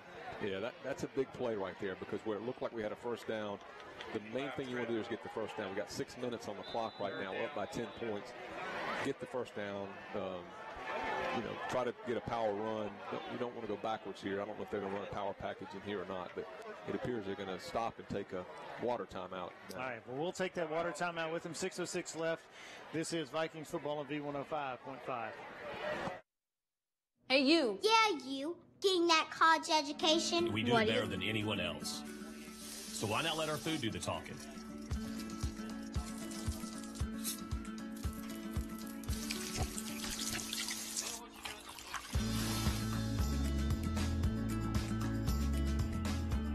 Love in the window. Raising Cane's, only the best chicken finger meals. One love.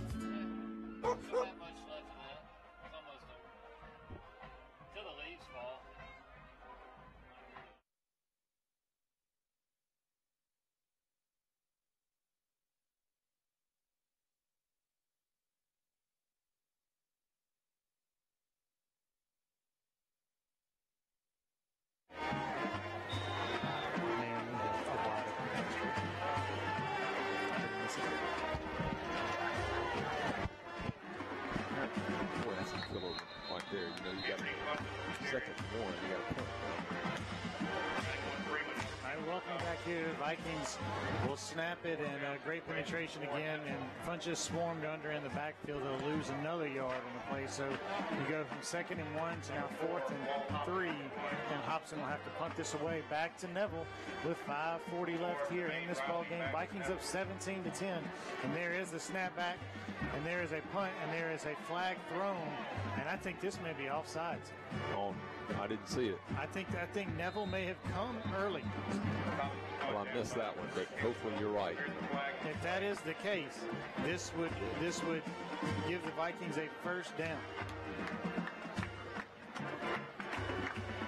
Not a good punt from Wald. I know he was trying to pin him back there deep, but he just punted a high floater. And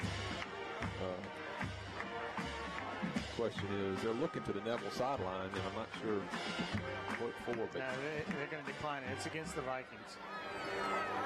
Okay, I thought Neville came early. I really did. I didn't see our guy move. I thought Neville came off the end. Maybe that's why they looked like they came a little early, because we had movement. I didn't see anything, but must obviously the call is on the Vikings. But boy, that one is tough, because we had it inside Neville territory and had a 2nd and 1 and went backwards on 2 plays, and the first down would have milked a lot more clock.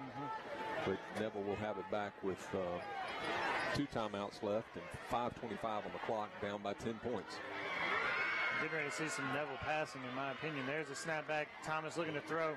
He's going to roll to the far side of the field. He's being pressured, and he will just sling it out of bounds, incomplete.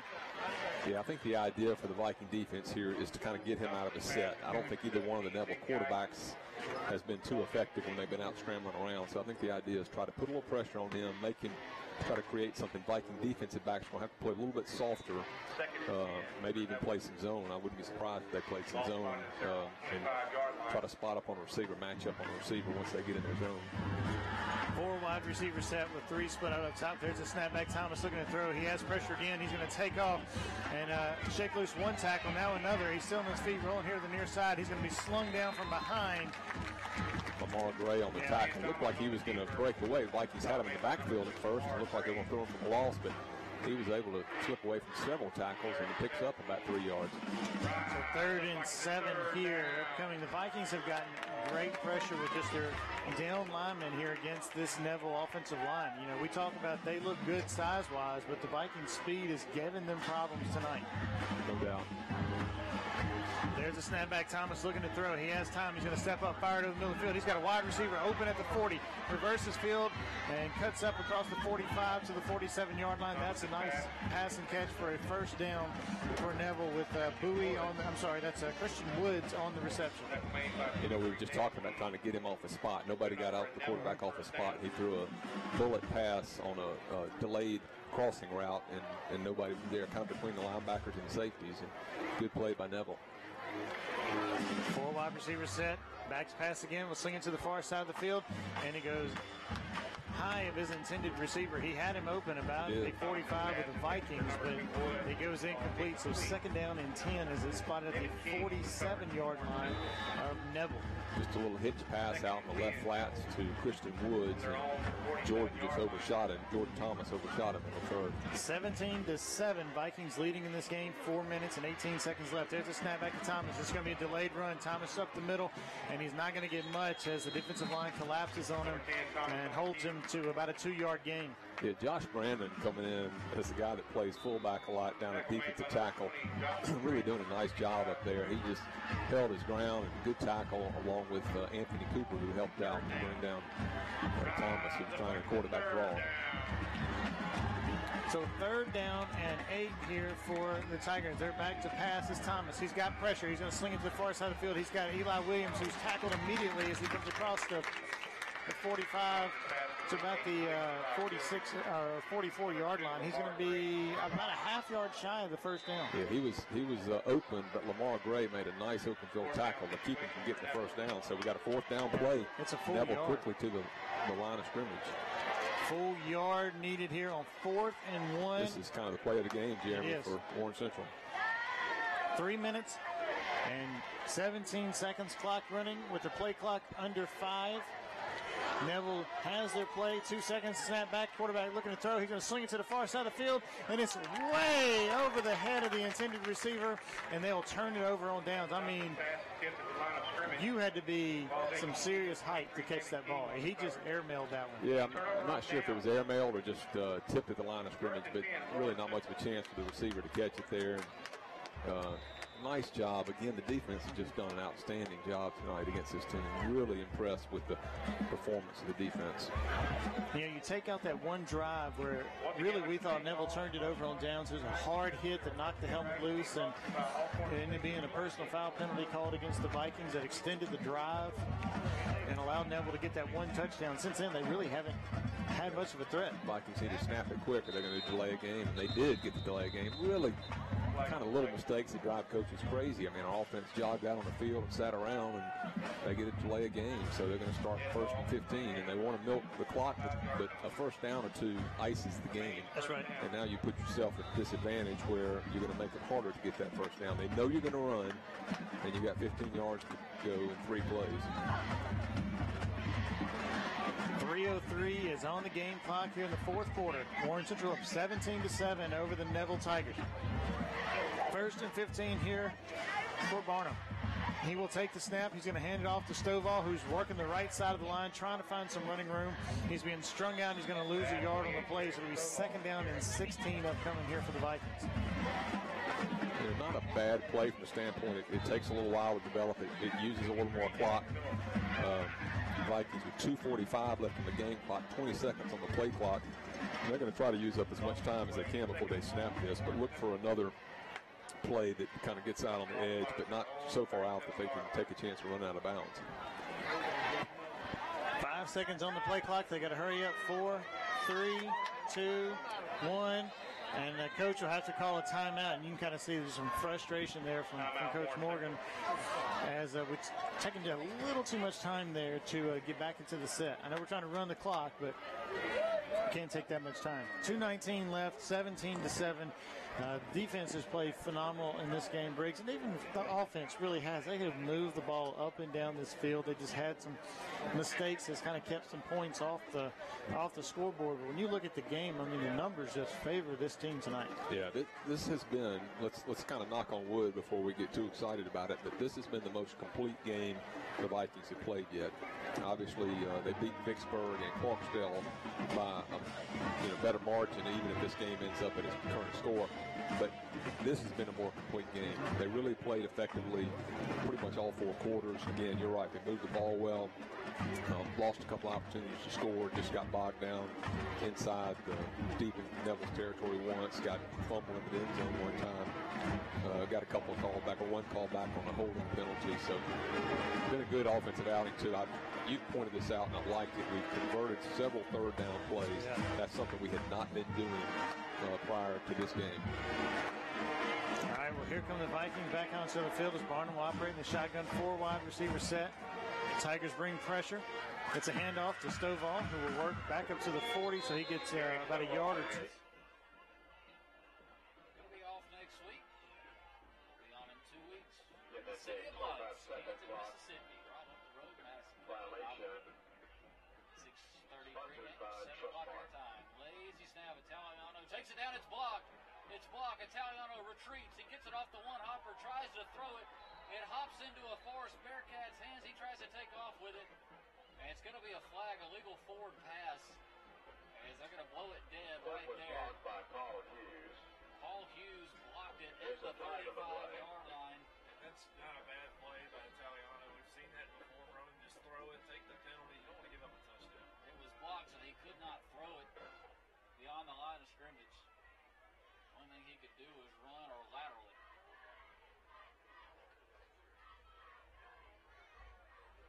Have an update. Tupelo over Brandon, 28-13.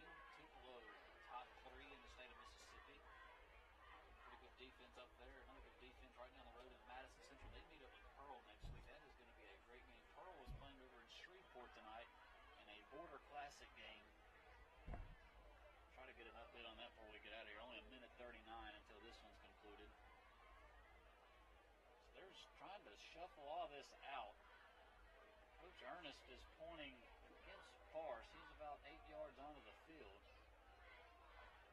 I thought no doubt about it that it was going to be on Italiano for an illegal forward pass. The punt was already blocked, so you can't throw it. I'm trying to sort all this out. Referees, you don't really see that kind of play every day, so they're trying to get this right. Trying to figure out where to place the football. They got the chain gang moving around.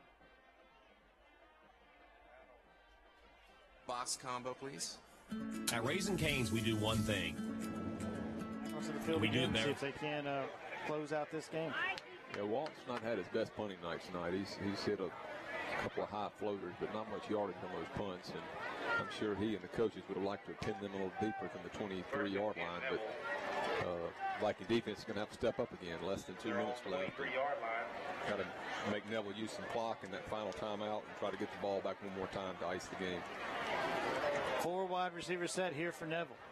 There's the snapback. Thomas looking to throw. They're trying to set the screen up, and they'll swing it out, and it's going to be incomplete. Vikings read that really well. Well defended. What's interesting about that play, they Neville kind of set up the screen. It was obvious. Kevis McDaniel stepped up and covered the defender, and the ball was coming right to him, and he didn't realize it until it was too late. He might have intercepted that ball, but if he had just dove out and caught it, but he was looking at the defender. Better that it's incomplete than they caught it and did something big with it. Right. 1:52 left here. 4 wide receiver formation. Thomas takes the snap. He's looking to throw. Again, pressure. He eludes it. And he's just going to keep it and run this time as he works the far side of the field. He's got 5, 6, 7, 10 yards. And he's run out of bounds there on the sideline. Should have enough for the first down if I believe where he ran out of bounds. Now, I'm looking at an official over here, and they're saying he went out prior. A couple yards short, but he did a good job, the Neville quarterback, Thomas, getting out of bounds because that stops the clock and they don't have to use another timeout. So you have a 3rd and 2 here with 1:42 left in the game. 3 wide receivers here to the near side, 1 wide receiver up top. Thomas is back to pass. He's going to sling it to the far side of the field, and it's caught and immediately hit as 2 Vikings converge on the receiver. It will be enough for a first down. Yeah, Caleb Wilson and Jalen Allen coming up to stop, but it is a first down. Nick Geist, the receiver. Clock will roll at 1:35. Neville looking for the play call from the sidelines. Yeah, the clock is rolling.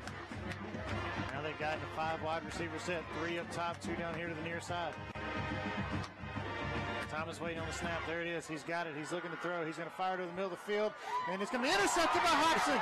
Hobson on the return out across the 40. Breaks it to the outside, the 35, the 30, on his feet down the sidelines, and he's going to be knocked out of bounds. Well, I say knocked out. They're going to be stood up at the 20-yard line. Great interception for Wall. He kind of went over the receiver and plucked that one out of the air, and good return. That should ice the game for the Vikings with 1:04 left on the play clock. And he's getting the congratulations. He comes back to the sidelines on just a heck of a play. He wanted that touchdown. Yeah, I'm sure he did, but there were too many defenders around him. But I don't think he cares much, or anybody cares much that he didn't get the touchdown. I think the important thing is Vikings get the ball back, should be able to take a knee here and walk out of here with what I think is an outstanding victory tonight. Really pleased with the overall performance of the Vikings. Absolutely. And they will get into the victory formation. And that's a beautiful thing to see. Barnum will take the snap, and he'll take the knee. And the clock will run under a minute now. There is no timeout call. And I think Takes the snap, handoff. Trying to go left, breaks it back to the right, trying to get a block from his quarterback. Doesn't need it. 20, 15, around the right side, 10, 5, dives for the pylon, is in. Touchdown, Forrest. That one, 28 yards, in for the touchdown. Excellent play. He would not be denied on that one. And Brooks running with a little frustration, a little attitude. Outrunning the defense, rather, and then at the very end get very physical, jumping in for 6. Forrest will try a rugby-style 2-point conversion. Quarterback lined up with an unbalanced line. He threw it to the left side where all his linemen were. They try to get it in. They cannot. Turned away. The 2-point conversion is no good. Titans with 38 seconds remaining in the ballgame lead, 46-34. A 12-point lead.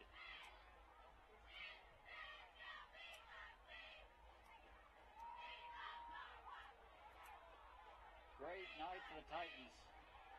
Big crowd here on the home side for homecoming 2017. Of course, the kids are just getting started. They'll have a dance coming up. But they get the victory, and 2-2 going into district play in 2 weeks. That's huge. Good confidence booster. Get a good break here right before Canton. I believe that is going to be a tough game, and really we're going to find out what this Titan team is made of as we start to get into district play and see where we are at Vicksburg time and really see if we can make it to the playoffs. Titans haven't had a bye in really 2 to 3 years. They've been. Thanks again for watching our Blue Zone coverage for Week 4. As Ridgeland and Forest was winding down, also you saw Warren Central kind of seal the deal with a pick right there.